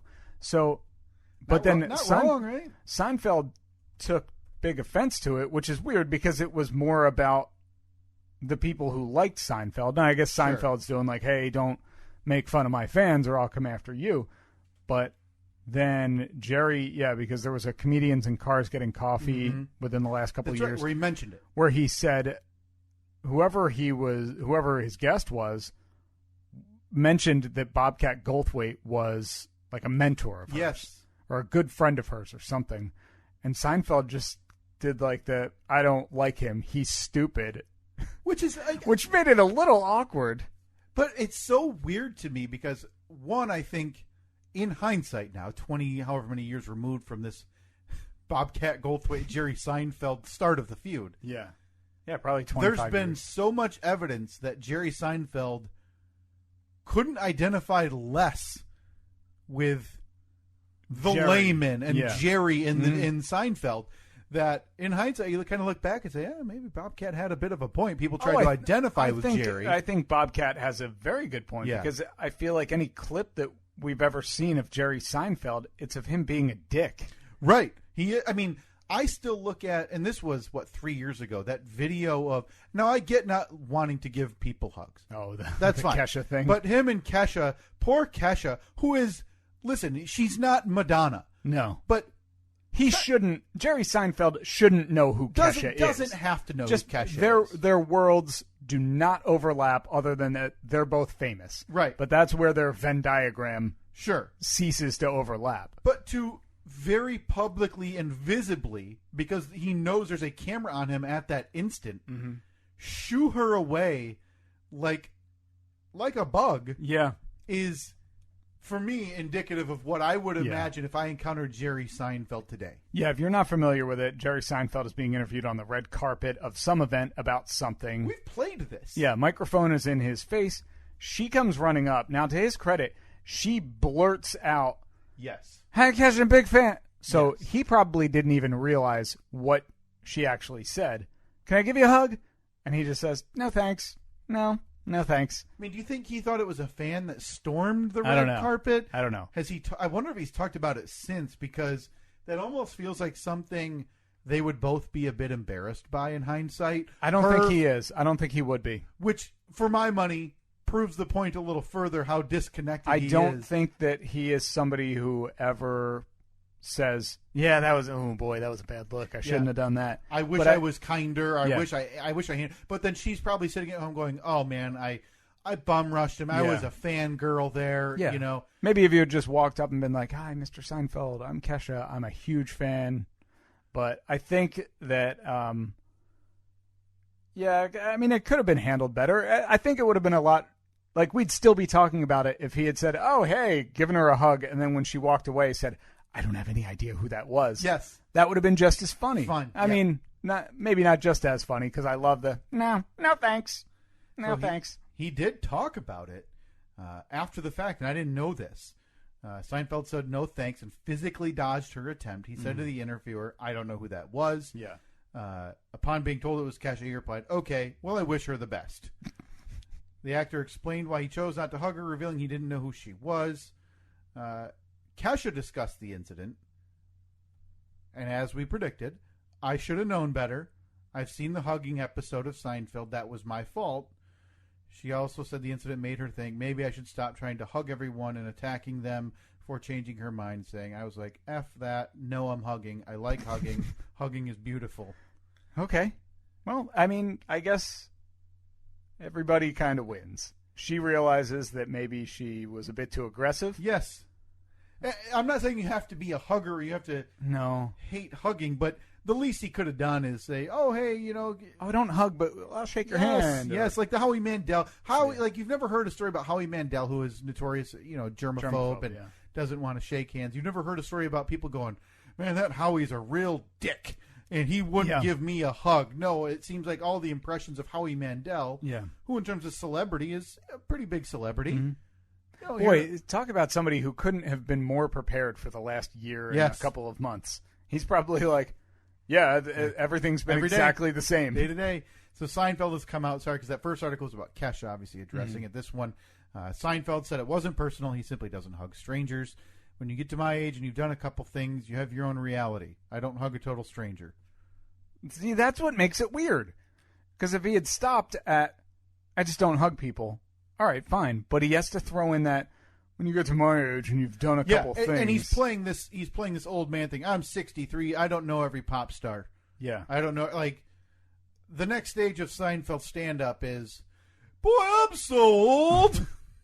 And then the crowd, how old are you? Is that the next stage? I mean, that's kind of what he does. Like, that'll be. I'll put that on the poll as well. Is the next stage of Seinfeld stand-up, quote, I'm so old. Okay, so sorry, but we digress. Yeah. Now we wanted to pull up Bobcat Goldthwait's net worth versus Jerry Seinfeld's net worth. Yeah. Now I'm guessing. My initial guess. I want you to guess the gap. Yes. Well, I would now, which means Bobcat could be worth $5 billion. Jerry could be worth a measly, million. I could also be worth $5 billion. Sure. I would argue me being worth $5 billion is just as likely as Bobcat being worth $5 billion. And I'll also, no offense to Bobcat, as I think I have a pretty spot on impression of him. And you said no offense, so he couldn't possibly be offended unless he had heard this before it was released, which is impossible. Is just as likely as Bobcat being worth $5 billion, because neither are possible. I would guess the heyday. You never know. You never know. I'm sorry. We're getting too far away from it. We're guessing numbers. This is one of my favorite games, by the way. Anytime this comes up on our show, I love seeing how much people are worth. Right. So the gap. The gap. Because I'm going to guess. I have to do a bit of quick math here. Because, sure. I'm going to guess. These are some complex numbers. And I'll filibuster while you use the calculator. I am going to guess that Seinfeld is high 9 figures. I'm going to guess he's over $750 million, just based on residuals. We've had this conversation in regards to Tim Allen and Jerry Seinfeld, and I was more taken aback by Tim Allen's lower-ish number than Jerry Seinfeld's higher number. Mm-hmm. But based on Seinfeld, his stand-up career, and the way that Seinfeld is still being distributed, and it was really the first show that had that mass syndication money that you started to hear about. I'm going to guess Jerry Seinfeld is around $850 million. Okay.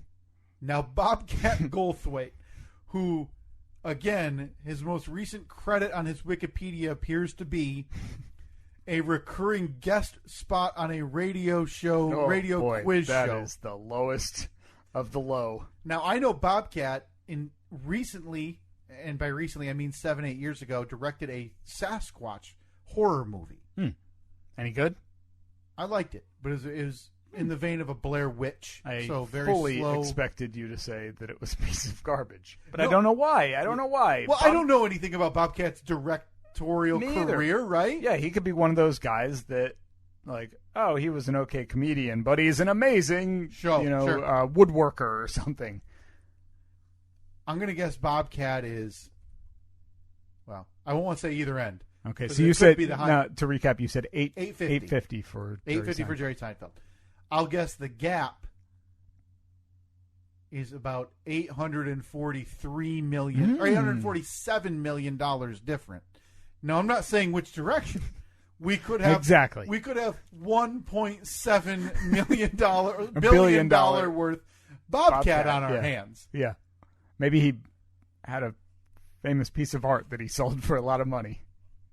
Because we know he didn't get it from... Yeah, so he's not worth it from his own accord. No. He's like a lottery winner. Yep. All right, so you said... I think the gap is $847 million, and to rip the Band-Aid off, way too long, Bobcat's worth $3 million is my guess. Okay. You're actually closer than... Really? I think you would expect. The gap between them, a mere $948.8 million. It's not fair of me to laugh. I'm not laughing at Bobcat because I'm assuming Bobcat is the worth guy's worth $1.8 billion. Yeah. No, it looks like... Now, I don't know how updated this is, but according to this article... Jerry Seinfeld, $950 million. So $1 billion. Wow, he's almost a billionaire. He's worth essentially $1 billion. Bobcat, $1.2 million. Which is still good. Well, he's a millionaire. For God's sake, he's a millionaire who hasn't been... But if he buys a house, he's not anymore. If he buys a nice house in Los Angeles, he's mortgaging that house. He's broke. A nice house in Los Angeles is going to cost him $1 million. Yeah, and he can't pay that in cash because then he'd be, he'd have to go back to work. And I wonder if that's liquid or... And what type of work outside of the weekly guest spot on a radio quiz show is there for Bobcat? I don't think the Sasquatch movie got a sequel. Always a joy to play one of our favorite games on this podcast that we do all the time. Who's worth more? One of these times, though, it'll actually be close. Yeah. This one might be our widest gulf. Mm-hmm. Again, nearly $950 million difference. Almost $1 billion separates Seinfeld and Bobcat Goldthwait. Yeah, but as you heard, the difference isn't what you'd expect. Bobcat worth $1.8 billion. Right, yeah, of course. Yeah, come on, get caught up, Seinfeld. Earlier in the year, I think it was back... now, look, we consider ourselves Apple connoisseurs here on this show. Long have. Now, I really dove headfirst into the Apple game this year over the summer because I was on a pretty strict diet, started eating lots of apples. And one of our favorite topics is the kind of apples that we like. Now, you introduced me. This is an apple I had never heard of before. The Cosmic Crisp. And only just recently have I tasted the Cosmic Crisp. But you were ahead of the game on this. So much, in fact, that we thought about doing an offshoot podcast called Apples to Apples. I've been actively looking, and I talked about it. It's in my top 3 apples. The Cosmic Crisp. Mm-hmm. I won't spoil anything. Go ahead. I've been looking, and I told you this was 2 weeks ago. I couldn't find them anywhere, Steve. Mm-hmm. So I had a friend who actually did find them, but it was like the middle of not this week, but the previous week. So I said, I don't want to get those and have them sit for 10 days and then they're bad. That's not the way you want to do it. If they're where you found them now, I'm sure they'll be there in a week. Yeah, they weren't. So this morning I dropped Reed off. I made a quick zip over to the large grocery store in the area away from my house, so it's a place I hadn't been before. Mm-hmm. The new one. Yes. The newish one at this point. Walked over there. Nothing. I walked up and down the Not apple a row. Cosmic Crisp to be Not seen. a Cosmic. And I couldn't. I mean, some of these names are apples that I enjoy, and I want to try. The Rave apple, the Envy apple. Great apples. Pink Ladies. Granny Smith. I've heard good things about the Pink Ladies. Good apple, Steve. And we'll talk about all that on episode 2 of Apples to Apples. Coming to your podcast feed soon. Wouldn't it be a bummer if we actually launched Apples to Apples and it was a huge success? Like, that's what did it? Within a day, it had like 500,000 downloads. I actually don't think it's a bad sidecast for us. Because it's a limited run, right? Yeah. I mean, granted, there's a ton of apples. But I think every week, we'd pick 2 apples at random. Line them up. Just 2 apples. 2 flavors a week. It's like Hot Ones. Yes. That is an entire show about eating wings and just answering questions. Like this week, we've got the Brayburn, and then on the other side, we've got the Red Delicious Classic against a new form apple. And then we both take a chomp, and we talk about it. We talk about the flavor, the what our palate's experiencing. Yeah, maybe mix in a question about like, oh, where'd you grow up? You know, just like the little stuff. So it's we could quickly discuss some of the history of the apple. I think Apples to Apples is our claim to fame. I think you want to do one this fall? Maybe just one like a trial episode? It would be if any time is right for it, it's the fall. Change the RSS feed for 1 week to like our artwork and everything is the Apples to Apples logo. Do we have to go on Fiverr for an apple? Now, if anybody could throw together a quick Apples to Apples logo, high resolution, of course, square dimensionally. I'm thinking 2 apples, almost in like a, when you see NFL Sunday and the 2 helmets lift off and they get lightning bolts and then they smash together. Yeah. But it's Apples to Apples, but the 2 is the Roman numeral 2, like Boys to Men. Yes. Apples. We want to show apples.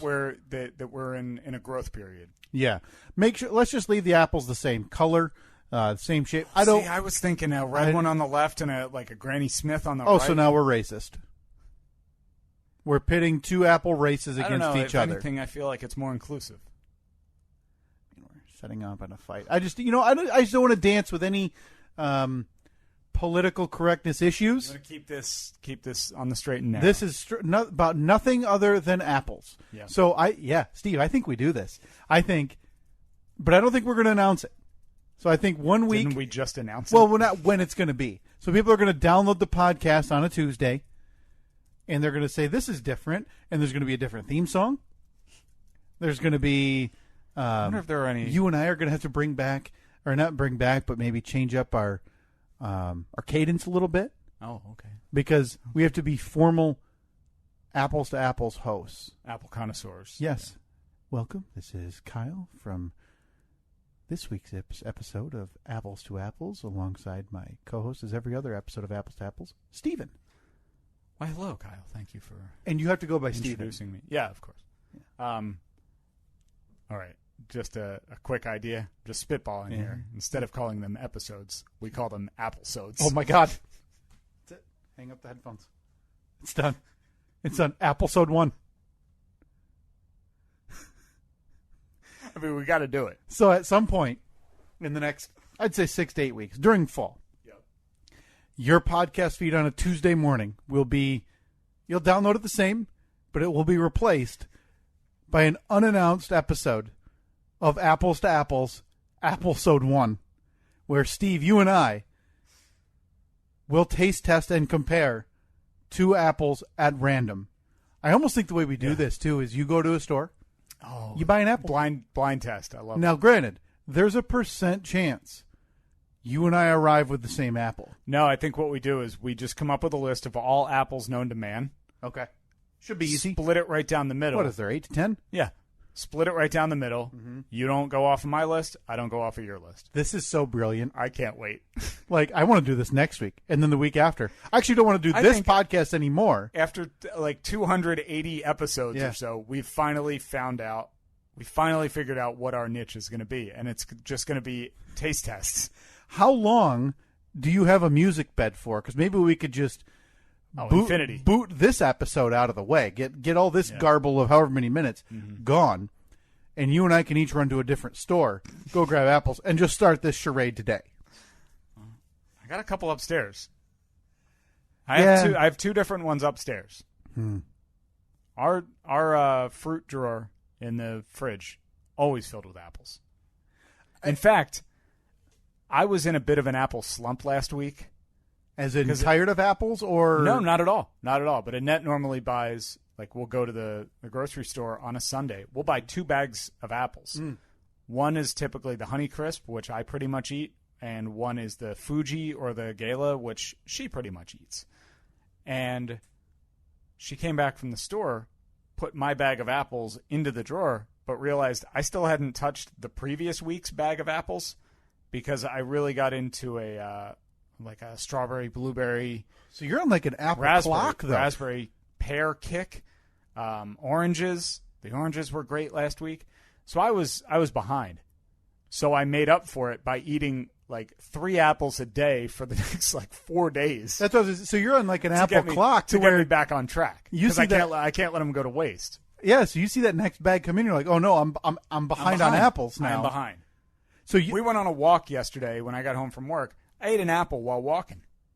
I was just chomping away on an apple. That's not really a walking food. No. Well, no, it kind of is. It's one hand. Yeah. It's the dive-in mentality. It's almost Listen, I'll put it on the poll. Is the apple a good walking around food? Can I be honest? Yeah. I've been diving in for the last 2 weeks. Welcome aboard. I love the cut. I love the Don't slices. get me wrong. I love the cut. Especially if you've got a dip, whether it's a fruit dip or a caramel type dip. And I know on your diet that's not maybe a standard, little bit of cinnamon. Oh, it's fantastic. Mm. Yeah, but that doesn't. See, you mix in the cinnamon, that doesn't work as a walking around snack because I'm not going to be walking around the neighborhood with an apple in my left hand, no question, and cinnamon in my right hand, taking a bite, and then let me just. Then I look like a little Tommy Edo. Oh, no question. Putting salt on your hard-boiled eggs. Oh, God. I mean, we should be saving this all for apples to apples. For the inaugural Applesode. Yeah. Inaugural. Oh, so that will happen. I am 100% positive that you and I are going to be recording apples to apples in the next 6 weeks. No question. And unlike when we started this podcast, when we said we're not going to call it episode 1, episode 2, episode 3, we are specifically calling it Applesode 1 because absolutely.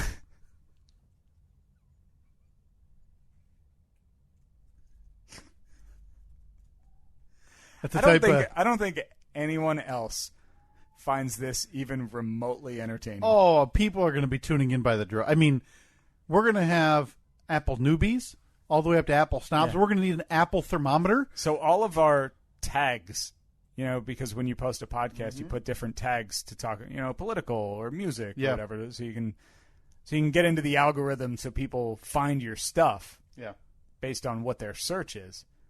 It's just going to be a list of different apples. Granny Smith, Red Delicious, Honey Crisp, Fuji, Cosmic Crisp. I think we start doing that now.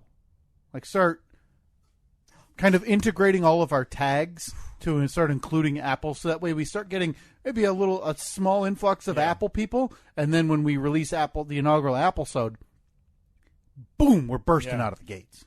I'm already thinking of a spinoff of this. Of the spinoff. About pears. And then we could have Ep-Pearsode 1.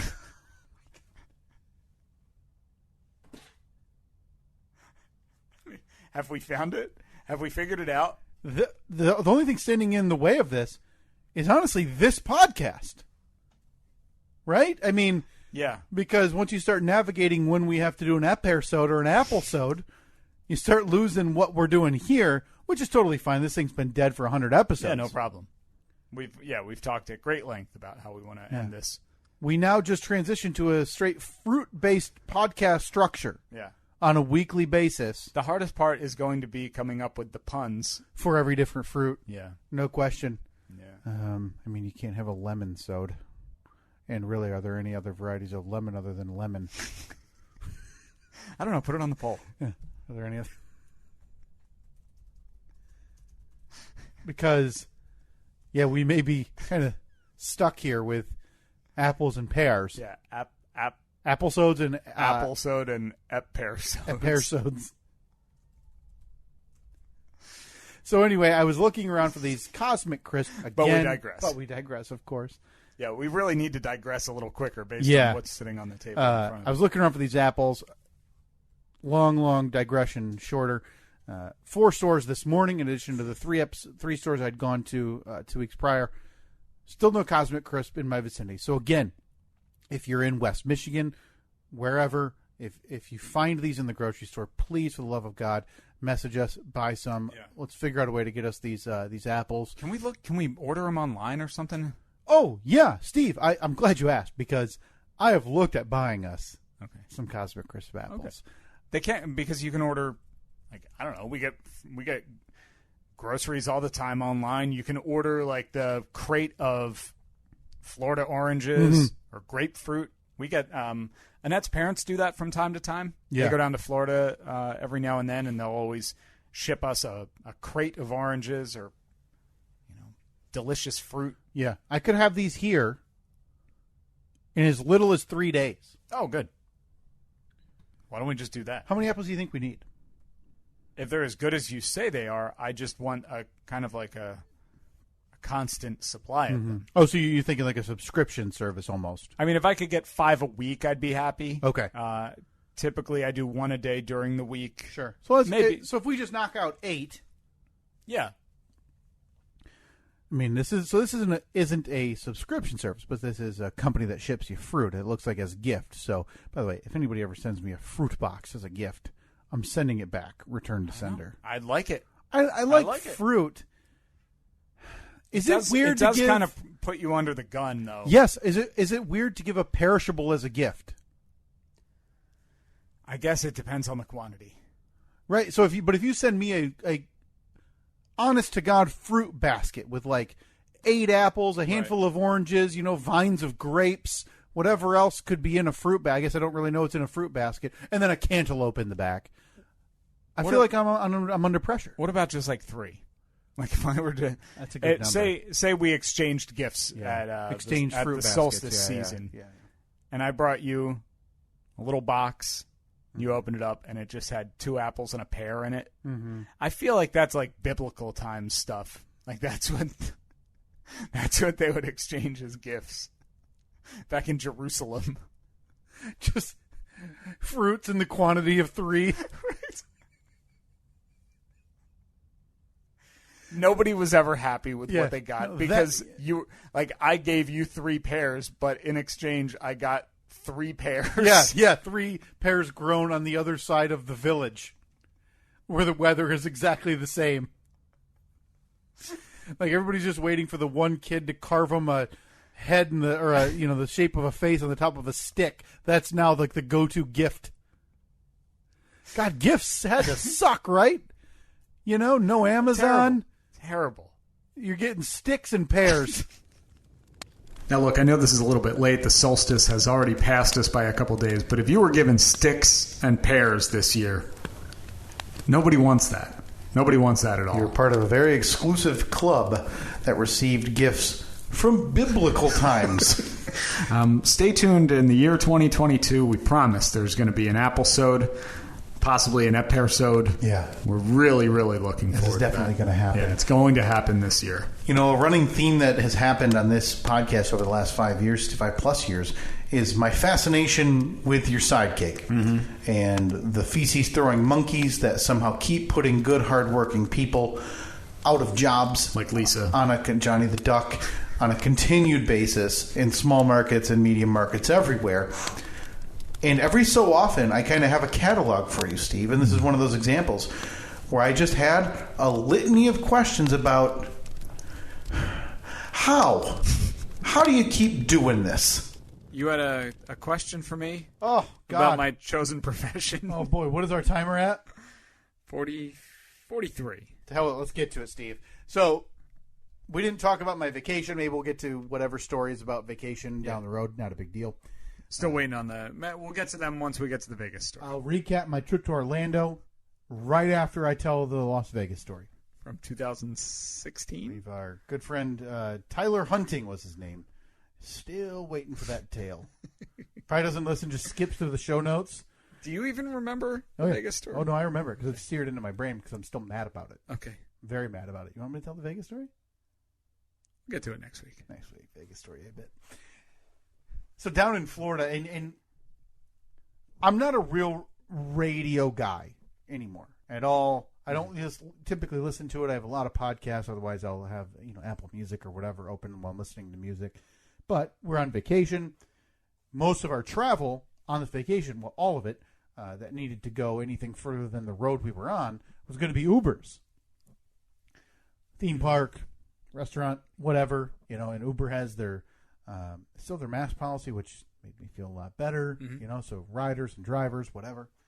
But I noticed something down there. I've listened to radio. I mean, everybody has in their locale and wherever. But I noticed that we're pretty much shooting radio right out of a preformed cannon nowadays, Steve. I think in some instances, yeah. So now, I don't know if you yahoos still do that, where you go to the big conferences that are a big sham to get paid days to go to a different town and learn about how to improve ourselves as a radio show. Well, I mean, as somebody, you guys still do that dumb thing? As somebody who obviously has a wealth of experience going to things like that. So you guys are still going then? And we did not go this year or last year. COVID. So you're still scamming the company out of paid days off so you can go, oh, Lord. The company doesn't really... Paid days off for Steve to go... All right. Exchange that. Go ahead, continue. Demeaning my profession. It's Hey guys, I got a hot new bit. It's not insulting at all. But please continue. Because there's a station in town here. I'm not going to say the call letters of it, but if you live in the West Michigan area, it's not going to be that hard to figure it out. And it might not be that different because obviously you've been doing this a long time. You've heard a lot of variations of radio and different morning radio too that you've put out of work. There is like the pre-made promo for the station, and I heard it in the middle, Central Florida, and I thought, wait a minute, is this a national ad? Because I've heard this at home. Well, there's depending on, I'm not sure exactly what you're going to say here, but there are a lot of them where you hear, say you're listening to a country music station. Yeah. You hear big voice guy say, if you're listening to the best hits, you're listening to Hits 103. And then you hear, hi, this is Taylor Swift. Hi, this is Jake Owen. Right. Hi, this is Kenny Chesney. Hi, this is blah, blah, blah.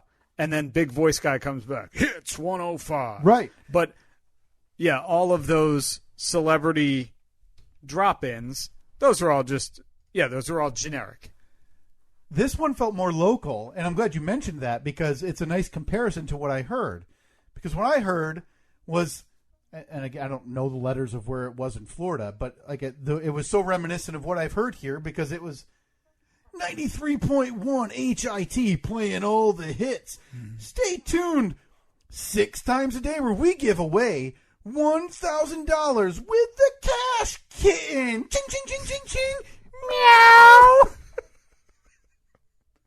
And then, like, through a muffled phone speaker, it's, oh, my God, I won. Is this a Cash Kitten?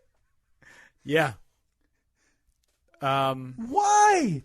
Why can't you just give away money? Why does it have to be animal-related? There's always there's the long-time one was always the Cash Cow. There was always There's the Cash Cow? The Cash Cow was that was the granddaddy of them all. Stay tuned 517 once you hear a song by REO Speedwagon. Call in for the Dollar Donkey. Hee-haw! Wait, is this the donkey? I can't believe I won! If you see a number calling you don't know, you better pick up and say, "Aw, is this the donkey?" And then it's always the same.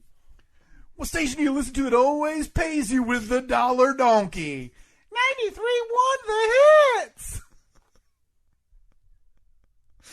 But you can always hear that it's edited because chances are, whenever you ask somebody to say the name of the radio station, no matter what, they're going to screw it up. Right, yes. It's inevitable. The station could be called Hits 105, and inevitably you say, what station is paying you to listen? They'll say, 105 Hit, or The Hitter, 105. 105, the home run, the big hit? Yeah, no matter how many times. Like, I worked for a station for years, and it was 105.7 The Hawk. That's the name of the radio station. No matter what, whenever, hey, what station did you win these tickets from? Hawk 105.7. We have literally never said that. We have never said it that way, ever. Ever. I don't know how that happened. For years, on the side gig, there was the segment, What Hot Wings Thinks. Yeah. Without fail, every event that we're out at, hey, where's Free Beer? I love what Free Beer thinks. Mm-hmm. That's never been. I mean, eventually, yes, there were some times where he did a commentary in much more later years, but this is like 10 years ago. Hey, Free Beer, yeah, tell us what you think, Free Beer. I love what Free Beer thinks. Never happened. Never. Wrong guy. Like, you listen enough to know a keystone bit, but you don't know the name of it. Yeah. Coming up, 313, 511, 732, and 840. Listen every minute. Capture each letter. Then you get to call in at 903. I love those contests. To the Money Monkey.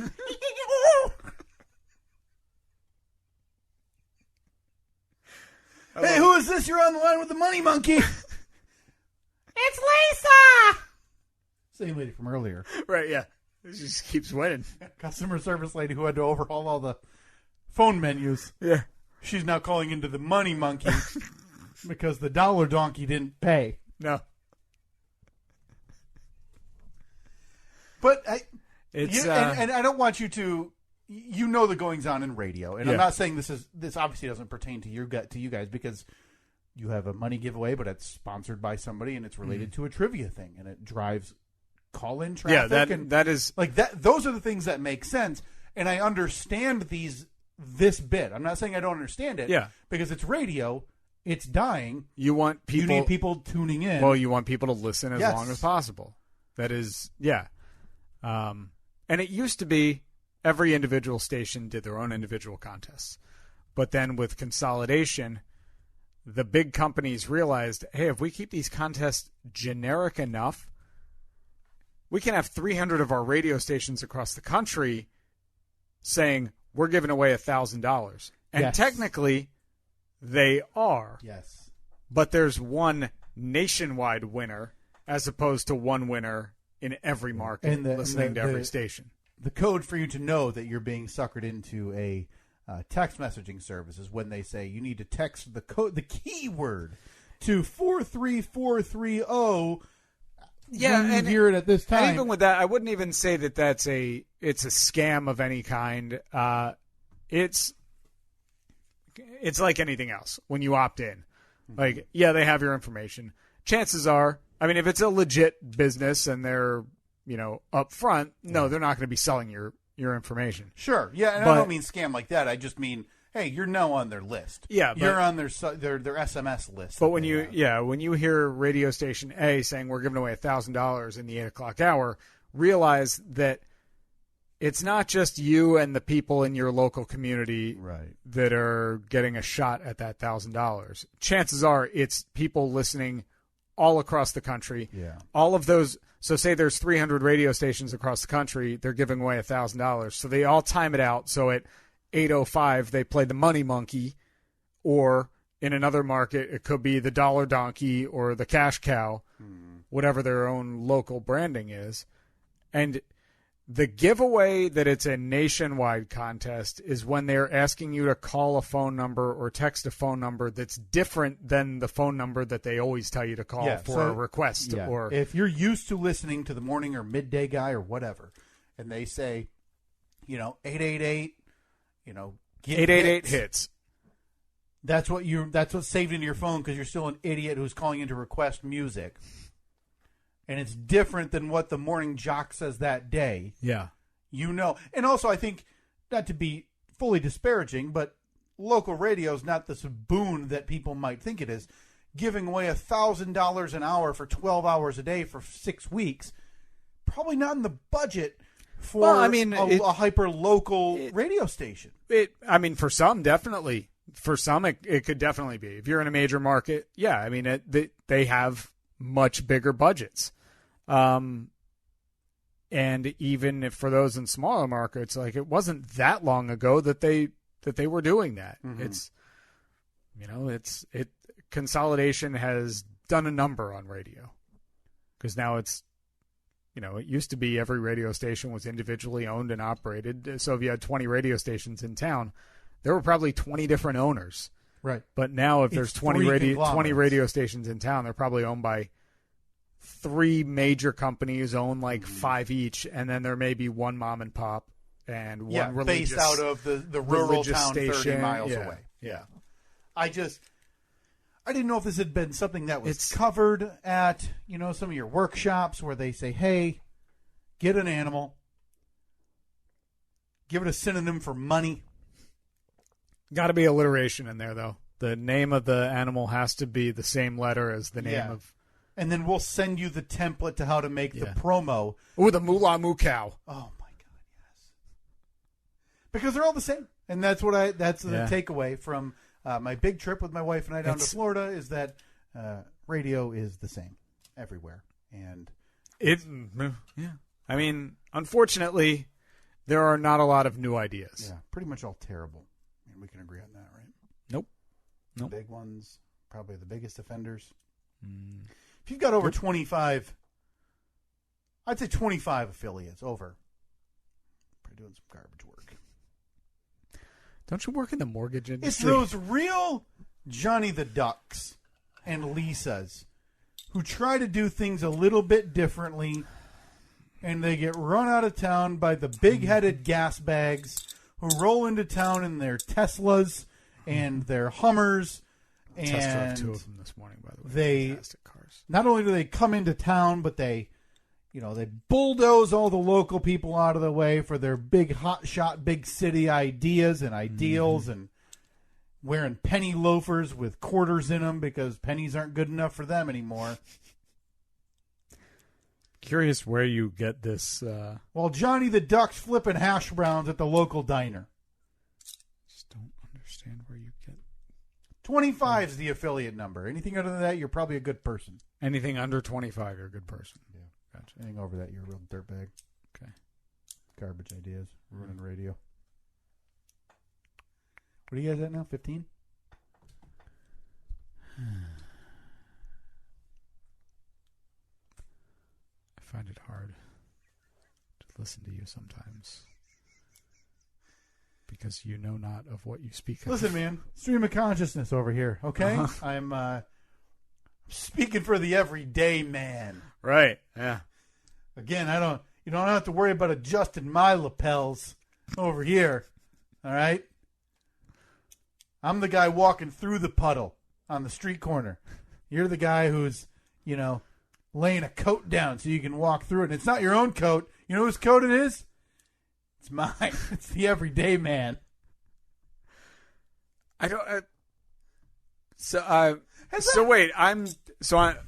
Hold on. In your scenario, I gotta catch up here. Yeah. So we're both walking down the street. Are we walking together? Side by side, Steve. I got my work boots on the right side. I got mud on my hands. Okay, okay. So then we come upon a puddle. On a street corner. On a street corner. Across the street, puddles there. So, of course, I'm in a suit or something? You're in your uppity garb. I'm not going to... I don't want to get too specific with what you're wearing. So, when we come upon this puddle, I then take your coat from you. Rip it off my back. Lay it down in the puddle. Yes. And then do we both walk over it, or do I just walk over it? No, like I'm walking in front of you because, again, I don't care. I'm an everyday man. I'm a layman. Right. I'm walking through the puddle because, hey, I'm a guy. I'm trying to get home. Yeah, you got your work boots on. And as I walk ahead of you, you do the old swoop right off my back. Uh-huh.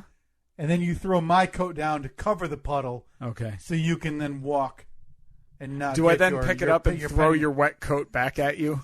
So here's my question now that I think about this out loud. Right, yeah. Because this was a thing in... they would represent this in older generations in movies and stuff, wouldn't they? Like, hey, a woman, which is always nobody ever actually did that, right? What happened to the coat? Did they just put it back on, or did they then carry a dripping, wet, muddy coat back to home with them? Yeah. And then guy gets home, wife goes, hey, why is your coat destroyed? Well, a pretty gal was trying to cross the promenade, and I had to help we her. Need to put that on the poll. What do they do with the muddy coat after the puddle walking? Yes or no? Yeah. Now just keep it or leave it. Yeah, launder it or lose it. Our new game on this show. It's time to play.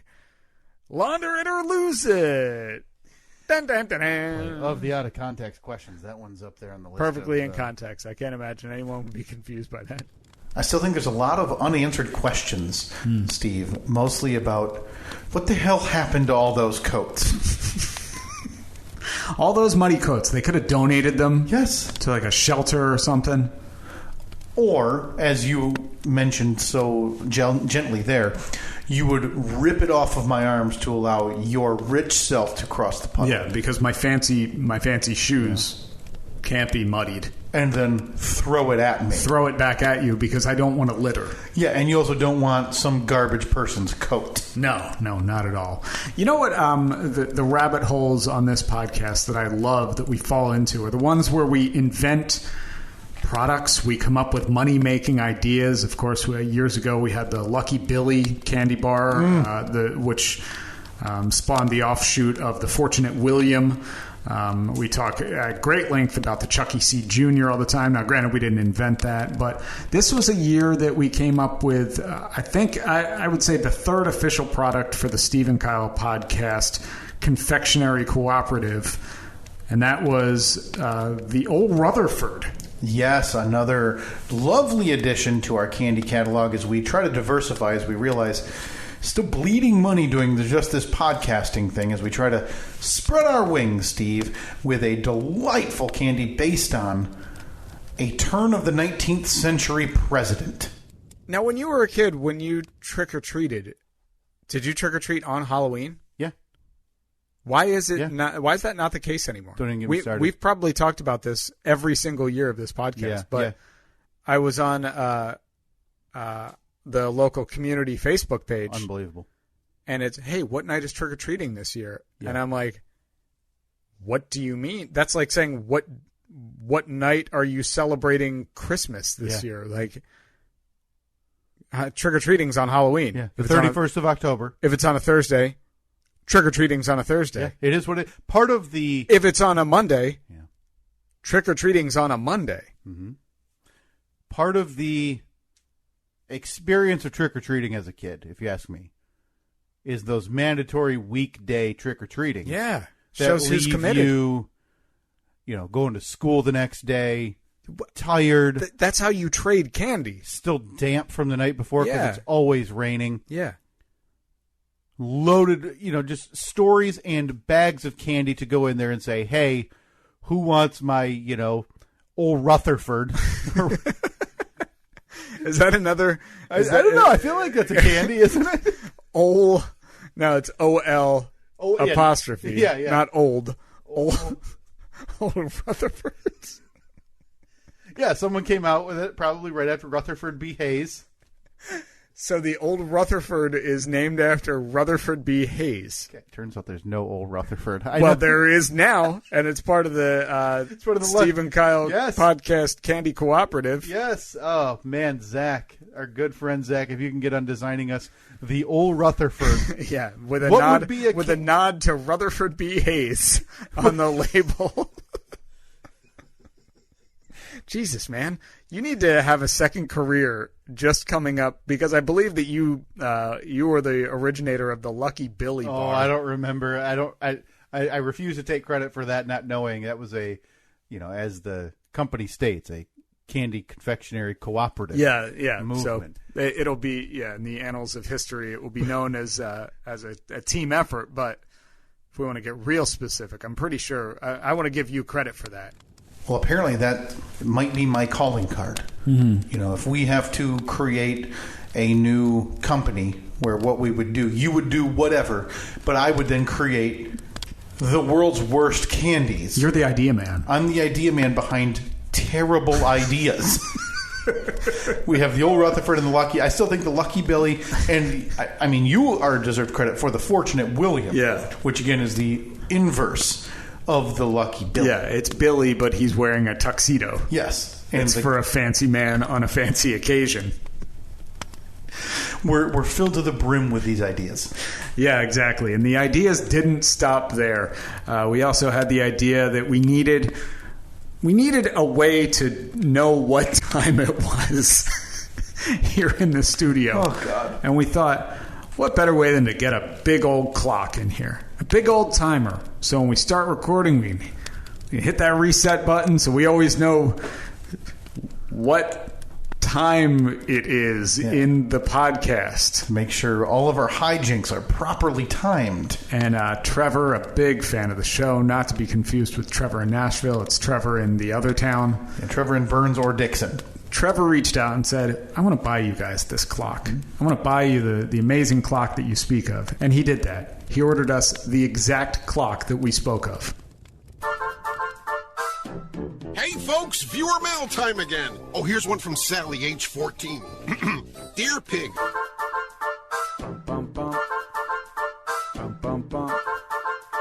It's the third one. Yeah, seamless. It's the Seamless. third one that Every really time. brings that intro So home. a couple of weeks ago, probably 3 weeks ago at this point, we received a message from our friend Trevor in Dixon, right? Yeah, we've It's removed not Trevor in Nashville. Yeah, we've removed the ability for him to call himself Trevor in Nashville because he is, again, he's like somebody in like Roseville, Illinois, saying he lives in Chicago. Stop. Or, the Catskills saying you're from New York City. So, Trevor, I love you to death, but you're Trevor in Dixon now. I tell you, if you could please update. Wait a minute, your Twitter no. handle. I'm sorry, it's Burns, Tennessee. Oh, well, I believe his checks come from Dixon. Then, Okay, I believe that's right. Trevor's payment. Trevor also he sends us a check for $20.21. At least the last 2 months, 3 months. It's like when you donate now, or you send something via PayPal, and they ask, "Do you want to cover the 54-cent processing fee?" Right. It's like they're asking him that, and he Right. says, "Yeah, sure." And so what the the heck? dollar amount's being all wonky. But yes, this arrived. I believe you and I were. You had told me that Trevor messaged and said something was at the P.O. box. Yeah, I think that it was because we recorded kind of out of sequence last week, and I think it actually showed up the day that we recorded, but I didn't pick it up until after we had already recorded. So, How big is your P.O. box? Because this it's is very small. It's it's big enough to hold for just standard letters. Oh, okay. So, But what boy. they do is if you get something bigger than that, they put a little slip in there, or they put the key in there for one of the bigger boxes. Got it. So Annette was going to the post office. She had to mail out some stuff, and she said, hey, there's something in the P.O. box. I'll grab it. I was like, cool. And she sent me a picture of it, and it was a very big box. Oh, And I boy. said, oh, Jesus. Trevor, what have you done? So it's right here in an Amazon box. Yeah. Yeah. So now's the time, I guess. Let's do it. Let's see All what right. this thing is. Oh man, the solstice season has arrived early, Steve. That is very big and very thin. So I have an idea of what this may be, but boy, oh boy, this would be very indulgent if this is what I think it is. Get back over here. There we go. Oh, Jesus. Okay, Steve can see it. I can't. Oh, I It's think I tilted- know. It's tilted I know away. it. I Okay, can't I would see. say it's about 3 feet tall, about a foot wide. Okay. This box. Okay. All right, I'm going to hold up the box so you can read. Okay.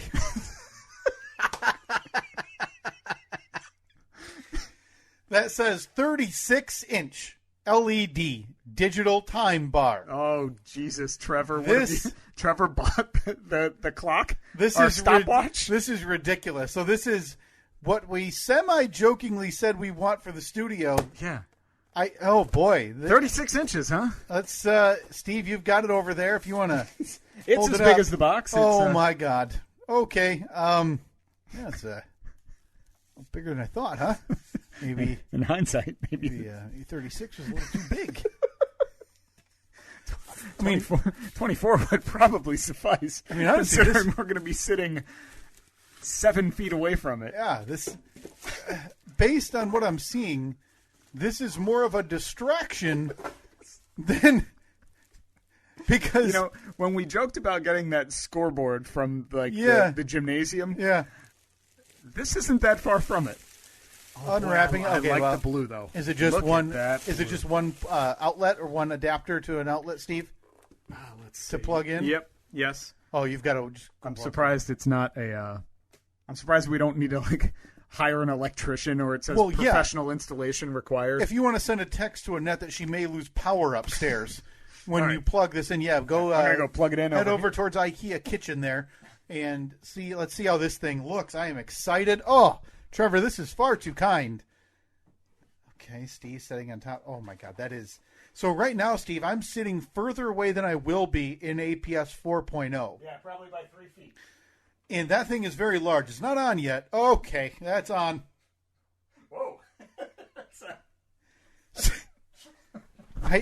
Boy, that's... I know you've already put up your Christmas lights, but this is something like that they have to put on top of water towers so airplanes don't run into them. It's excessively bright. Okay, here's the remote. Hey, how nice is that though? It like out of the box, it updated to the. Yeah, that's the correct time. It's within a minute of what my computer says, what my phone says, what my watch says. We just need to switch it now to the. We want the stopwatch. Yeah. We just want to time it. So there's I noticed on the back there of the clock there are buttons that simply say A, B, and C. I'm guessing they. Oh, okay. So you have coordinate corresponding with the buttons remote. on your Let's start with the first one. We're going to set. This thing is gorgeous. Okay, so A looks like it starts blinking, so we can set the time. Okay. So we don't need A. We're not going to set the minutes or the hours or the minutes. Okay. No, let's get there. Go to B, which is add. What are we adding? Oh boy! It adds. It somehow gets brighter. It adds brightness. It's still brighter. That actually hurts. You could put this in Evelyn's room. I'm seeing halos as a nightlight. Okay, there now we we're go. back to now down. all the way down to the right. lightest. And C it. Okay. C turns it off. All right. Hold on. Let me check out the. Boy, nothing like doing this while we crack the mics, figuring out how to get this thing to count for us. Okay. Because, of course, by the way, we can't figure out how to make something that, how many pixels, it's like 25 total bars of light. We can't figure out how to make it work correctly for us. All right. Let's see. How do we... adjusting the clock. No, we don't need to adjust the clock. Notes on the cord. Notes on the plug. Maintenance. Placement. Intended use. Okay, this device is used to display the following information: current time in hour and minute format. Wait.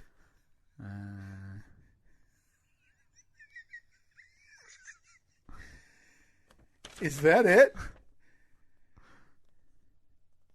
Did we insinuate oh no. to have Trevor No, hold on. It can't be. spend way too much money to then buy us the world's biggest clock? How does... No, it wouldn't be this, like... We both sit here with laptops that have time on them. It's just a big clock. What's the box say? You got the box right next to you. What does it say on the front? Okay, it says Ivation 36-inch LED digital time bar. Oh my god.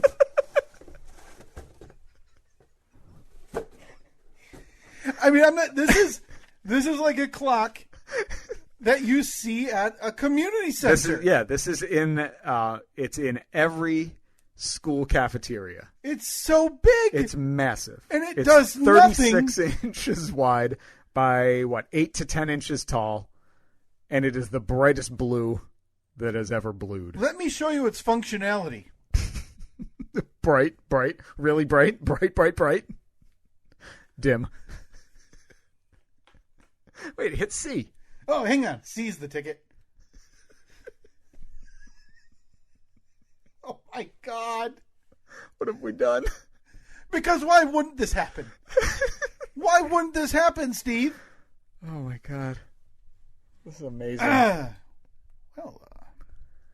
We would be happy to handle the logistics of figuring out how to exchange. Facilitating an exchange. For this. Because while this is, and maybe this was what was intended, while this is a lovely, lovely gesture, I just think it's a little too big. Do you think, now, I think that when I was a kid, this would have been described to me by my mom as saying, I think your eyes were bigger than your belly. Like when you get pizza and you put 9 slices on your plate and then you eat like 3 of them. You know what? I think this was a... Now that we've seen the 36. Now that we've seen it. I need to carry it into the future home. And we'll post a picture of what this thing looks like, the size. Now, granted, it's not that hard to understand what 3 feet is. So when Steve, you and I were talking weeks ago about, hey, 36-inch, that'd be pretty cool. We obviously know what 3 feet is. But once you see it in the scope of everything else in the room you're sitting in, you can't understand that how excessive 36 inches is. All right, so we have the TV that's mounted on the wall in there, which we have since named the Tron. Yeah. Is a 42-inch. Now, 42-inch TVs, that's obviously measured diagonally, so That's it's right. about 38 inches wide. Meaning our little scoreboard here is just barely narrower than the television. It's actually unbelievable. Yeah. Because I can't believe this happened. I mean, I did not have any idea. I'm not blaming Trevor at all. No. Trevor, because I remember looking at it. Yeah. All he did was type in exactly what we said, because I still have the one saved. And that's the exact one that he purchased. Okay. Oh, boy. Let me type in that does brand. Does Ivation maybe make a 36-inch or maybe, something? Do they make a 24-inch LED digital time bar with stopwatch? Hey, we're in luck. Yeah? We can get the extra functionality. Yep. And I'm looking at the picture, and there's a totally different remote. Okay. 24 inches. All right. Exact same price as the 36-inch clock. Huh. That's some tricky maneuvering there on the prices. So Trevor, let's get in touch and figure out how to facilitate what we need to do. I'm sure that would be an easy thing. But again, Trevor, if you're not up for it, not a problem. Be happy to keep the clock. I will find a local youth organization. Yeah, maybe setting up a rec league, maybe a women's shelter. Or hear me out. We keep it, and we kind of, I don't know if the term is waterfall it, but I'm thinking we keep the 36-inch clock, okay, and then below it we get the 24-inch timer. Oh, the 24-inch. Okay, so and then we keep almost like a bowling pin setup. Okay, so maybe underneath that we can get one that shows like barometric pressure or something. Temperature. Yeah. So How we about need a compass, like in your car, so you always know which way we're traveling when we're sitting stationary. So we put a compass static on the wall to let us know which direction that's facing. Yeah. Constantly. One of those like oscillating graphs that shows the phases of the moon. And it just goes down, and then we can give a full astrology report and weather report every week on the Steve and Kyle podcast. Yeah. Well, this was, beyond generous. This is ridiculous. The fact that this money was spent is absurd, Trevor. So thank you. Thank you very much. Trevor. I'm not sure how we screwed this one up. It just feels right, though, that we did. It does. I hope that we need to message Trevor right now and say, just wait until you listen on Tuesday. There we go. All right. It just seems right that it happened, because we can't get the simplest things right. All right. There. Sent him a message. This is somewhat embarrassing. Yeah. Not surprising. Thanks again, Trevor. Well, Trevor righted his wrong. Thanks to him. Thanks to us screwing up. He took that one back. Sent us a new one. Yeah, a little small. Kind of hoping that there was one in between. Yeah. Maybe a 30. 30. Yeah. Keep looking, Trevor. You'll get it right. We talk a lot on this, the year in review, and it really rears its head every year, Steve, about how many running themes we have on this podcast. Yeah. And one, I believe it was last year, and I'm assuming it was on the year in review last year, is we were fascinated with the drummer for Def Leppard. Rick Allen, the one-armed drummer. One-armed bandit.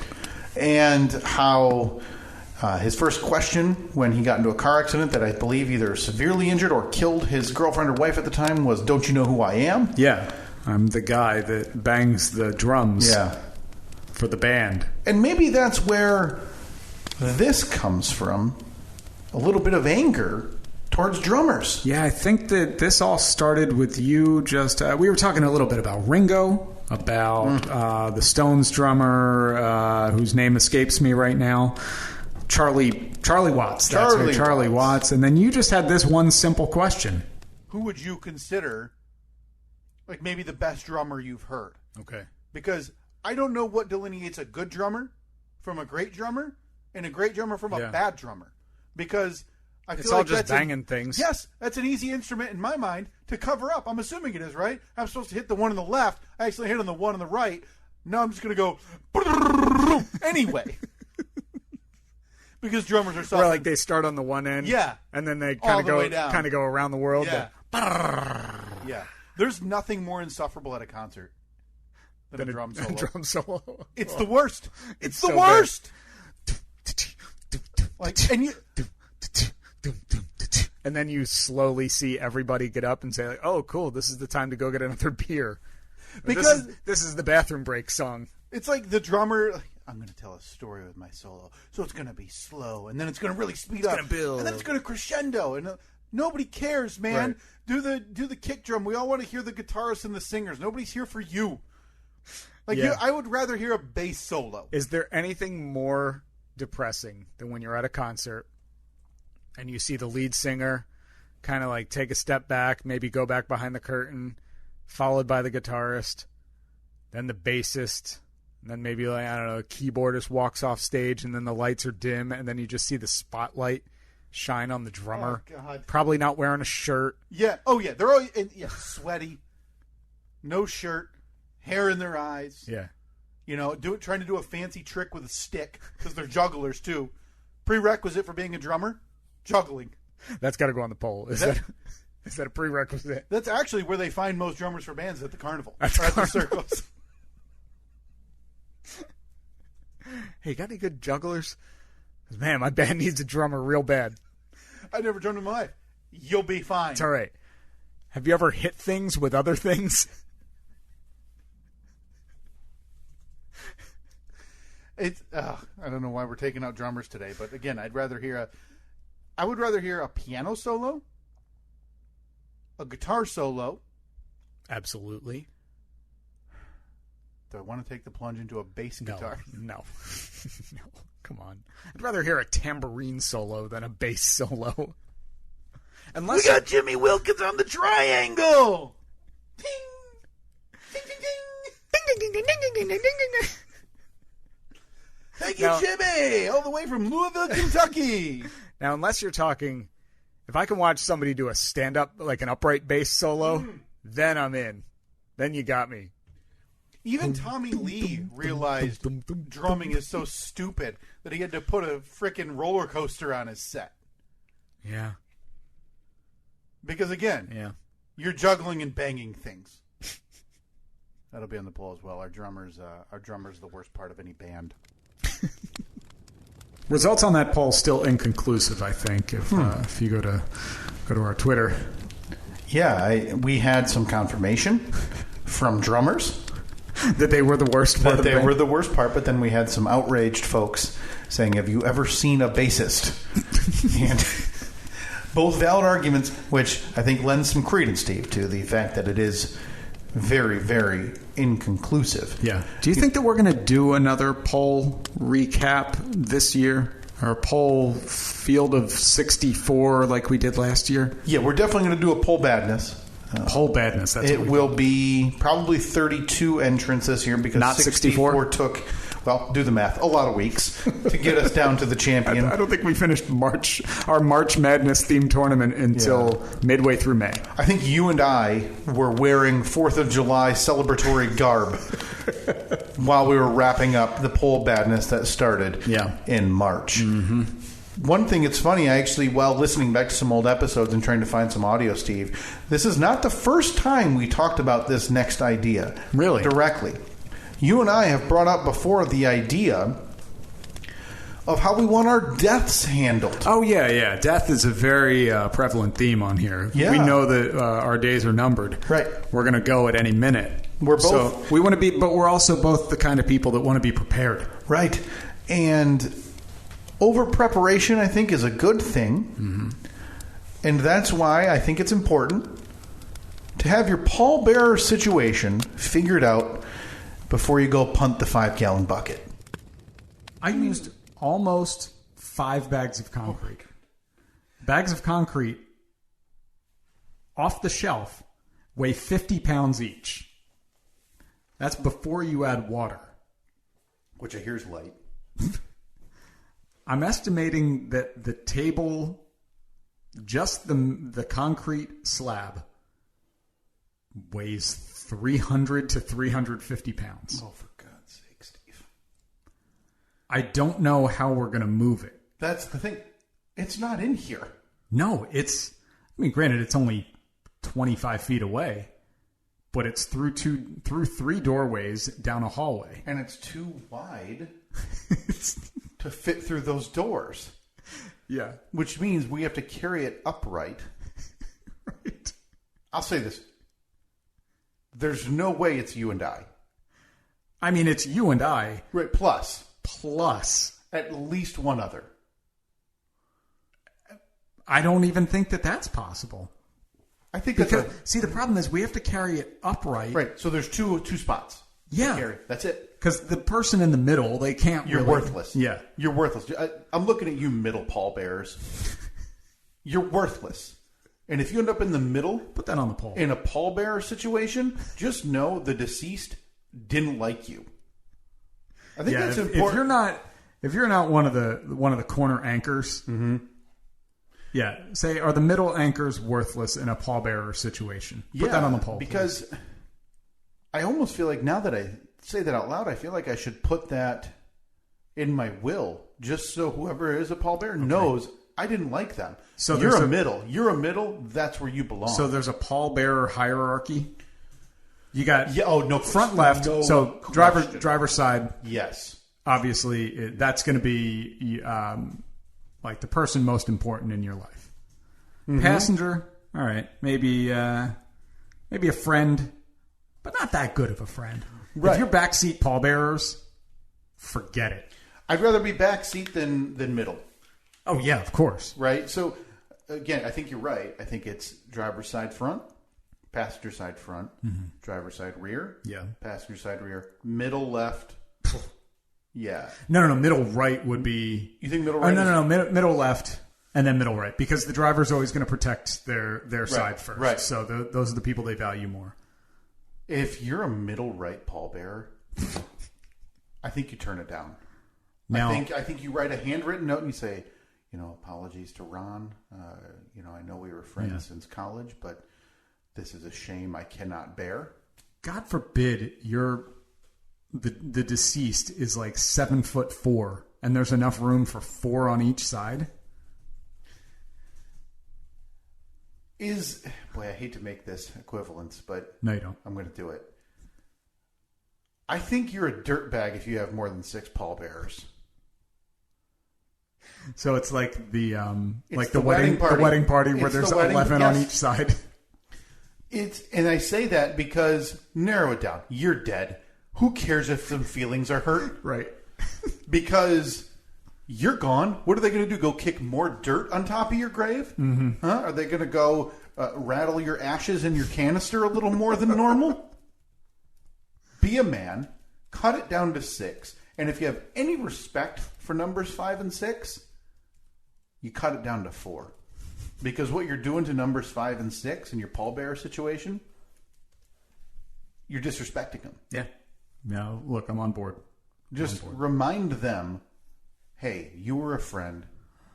You weren't a top 4. Not that good. You weren't a top 4, and that's okay. That's okay. Right. Look, most of us live in the probably 5 to 12 range. Right, and that's totally fine. I'd be happy with being someone's 5th best friend. Right, because 1, I don't want the responsibility. Yeah. And 2,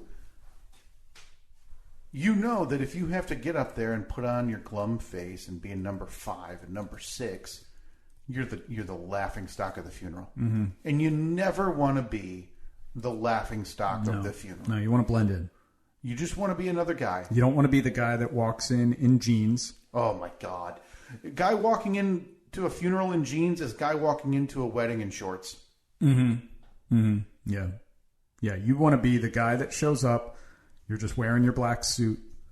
You're sad. You do the things that you do at a funeral where you say, oh, my condolences. Mm-hmm. He was a great man.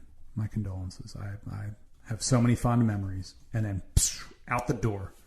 Head to Denny's. You make your presence known. That's the key about a funeral. You don't want to linger. No. But you need that FaceTime because of it, when the family's remembering later on, like, oh, the service was great, which, by the way, people who say great service about a funeral. It's a dead person. You're lying. There's a corpse there. Right. Is it safe to say that anytime there's a corpse, it's not a great time? Yeah, and that'll be on the poll as well.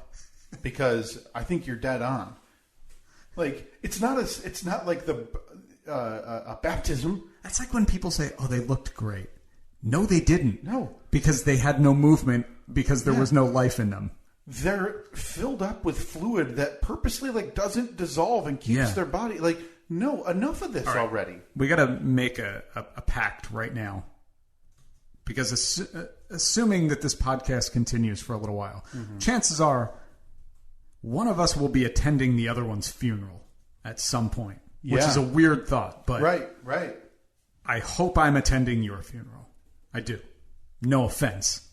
None taken, and I would assume nonetheless. I mean, I have family history. I have personal history where... Yeah, you're dead long before me. The indicators give me under 6 years. But still, we digress. If you end up being at my funeral, or I end up being at your funeral, we have to make a pact right now that if somebody comes up to my casket, and then they turn around, look at my family, look at you and say, he looks good. I want you to kick them so hard in the ribs. Yeah. I'm assuming at that point I will have some type of walking assistance, and I'll use that to hit them. I actually want this audio played at my funeral. Oh, that's not a bad idea. Like, how sometimes they play like those, a hymn or something? Yeah. No. While we're on the topic of funerals, I'm glad you brought that up. Okay, good. Because enough with the obituaries. Enough. Yeah. I'm so tired of reading and hearing, whether it's news stories or whatever, and granted, this is going to come off crass, but people, if you've passed away and there's a news story about you, odds are it's either tragic or some type of accident, whatever. Enough of the friends and people on there going, he just brought a light into every room he walked in. No. I don't want that at my service. Well, I don't think you have to worry about that. I mean, that will not be in your obituary. I want you to stand up there and give a real assessment of what things were. He was a lot of times grumpy. So it's kind of like a roast. To a degree, yeah, okay. but not everybody's okay to do that. Only people I'm deeming. Okay, so I can roast you at your funeral? I want someone to give honest assessments of their relationship with me and my life and what they thought of it, and whether that's Katie and you or whatever. But no smoke. I don't want any blowing smoke.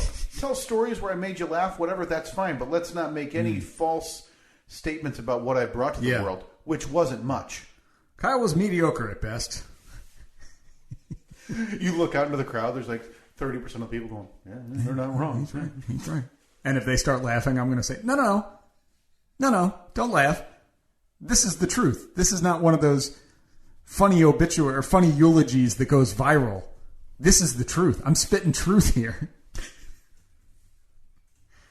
Should spitting truth be the only acceptable eulogy? Because I think that's worth putting on the poll. It's what's funny is these obituaries for the older people who were total jerks to family and friends.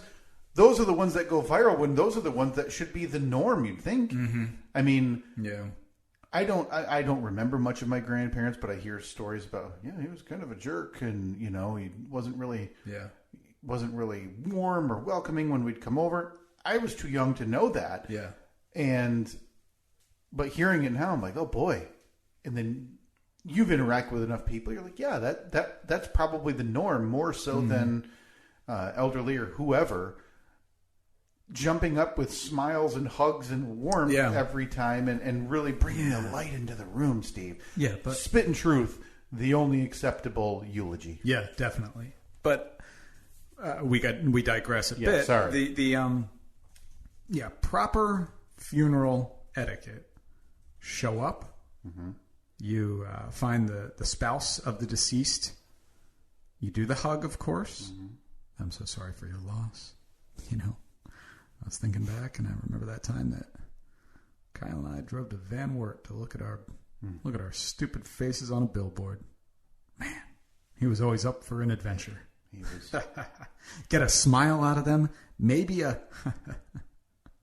and then you're out. Yeah. Hit the door. You don't want to be telling jokes. You just want to be there. You want them to remember, and then out the door.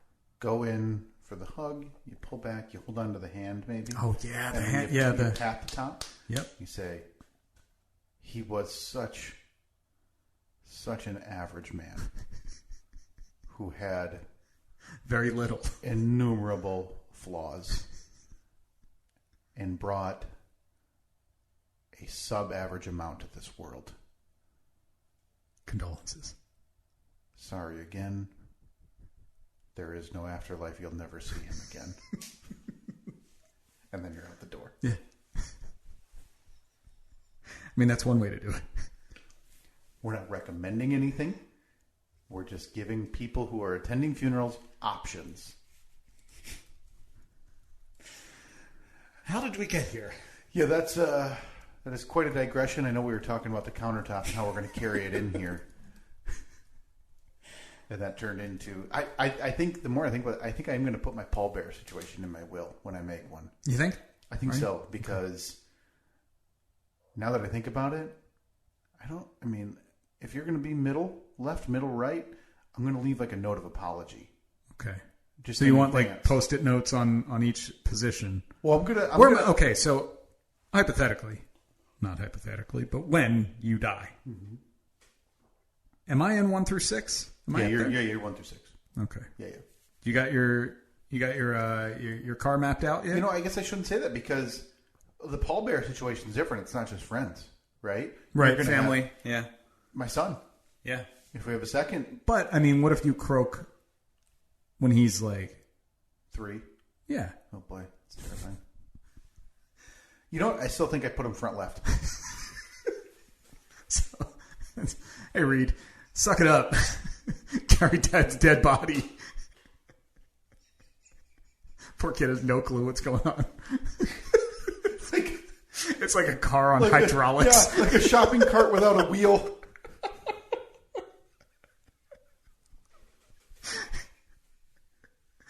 Can I heckle him because he's not carrying his weight? Yeah. I'm okay with making my funeral essentially an amateur stand-up night at the local Yuck Yuck Hut.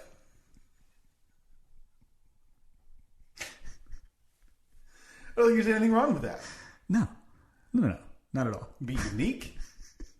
Would it be closer to my personality than a priest I've never met? Talking about how ashes to ashes and my dust, which isn't dust because it's my body, are there as still dust.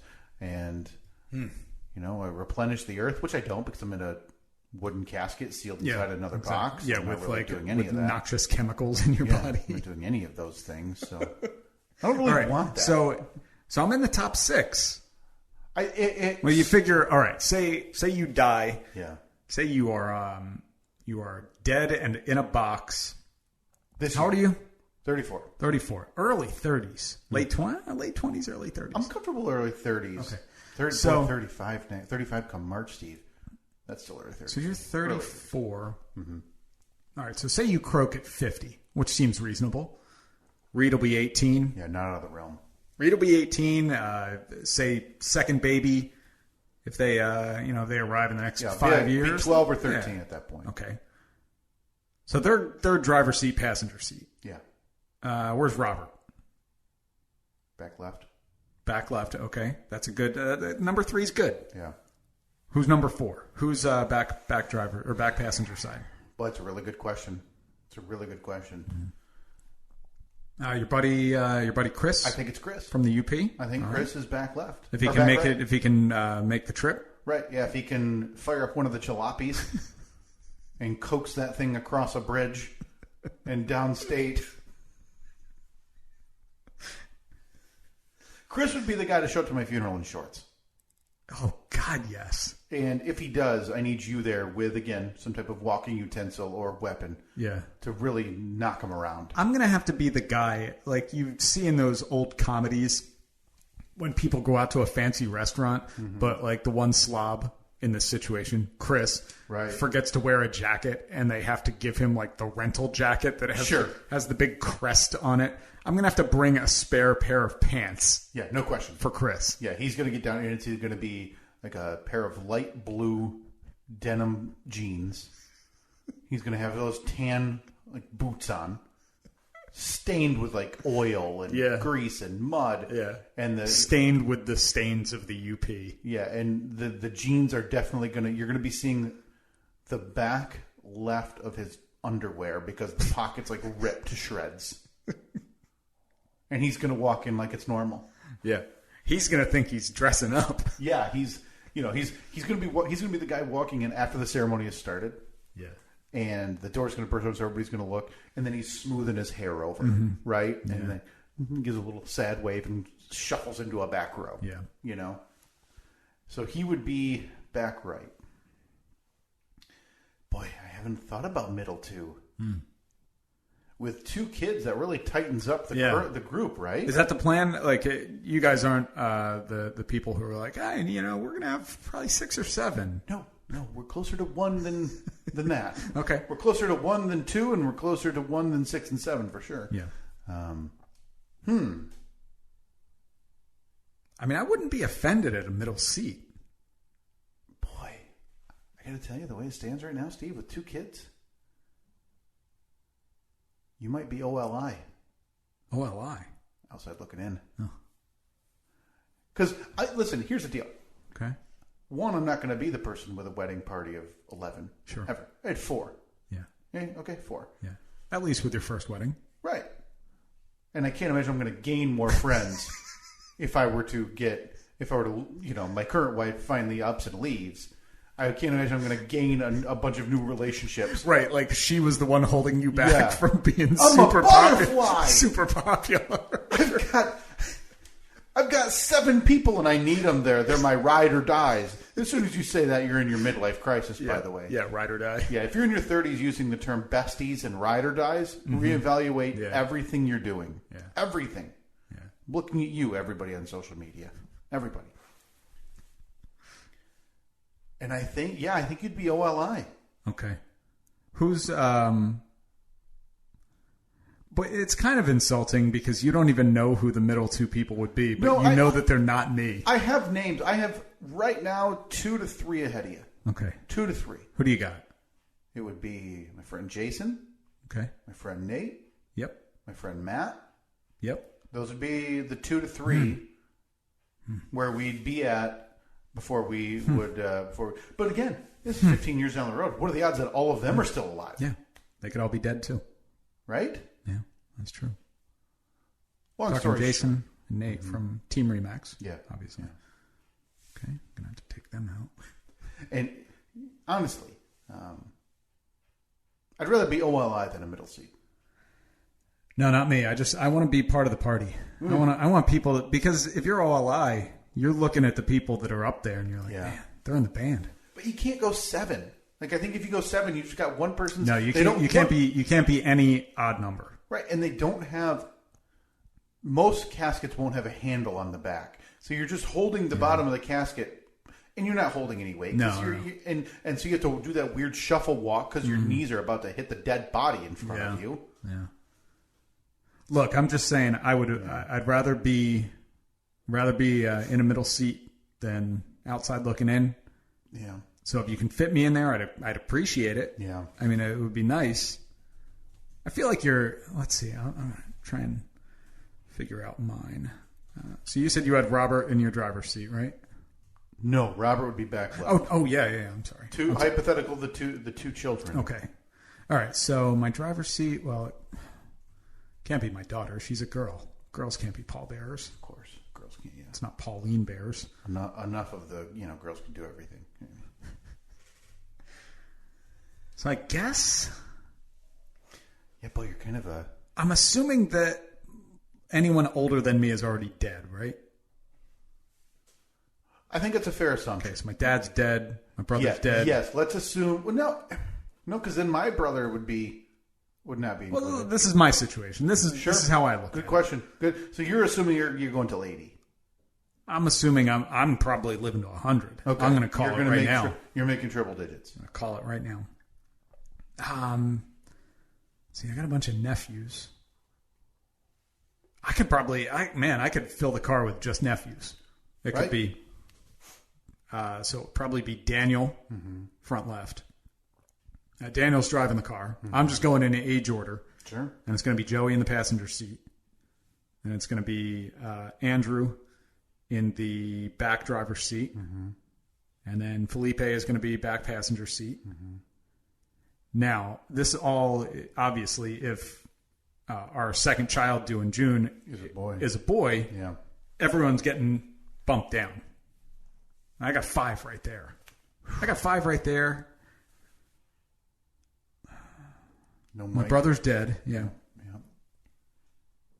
I'll give you my number 6. Hey. You're going to be, but remember though, you're going to be middle passenger side. Yeah, boy, that's rude. It's not a great spot. You're basing your stuff on age as well, so like you're risking your casket looking like a rocket before launch. Where it's just like angled upward. Right. A lot of wind resist. Like if it's a brisk day, there's a good chance that casket's going upright. Yeah. Woo. Like you see those viral videos of the bounce house with the kids in it just flying away. That's you. That's your corpse. A very fitting way to end this year's year in review is us talking about our ultimate demise. I just hope that we have at least infiltrated one person's mind that if they have lost a loved one recently, whether, unfortunately will happen here, and they are welcome to be a pallbearer, if their first question needs to be, what spot? Driver's seat? That's right. Where are you putting me? And if you don't get selected, if you're on the outside looking in, you judge the hell out of those pallbearers. That's right. If you're number 7, you rank them.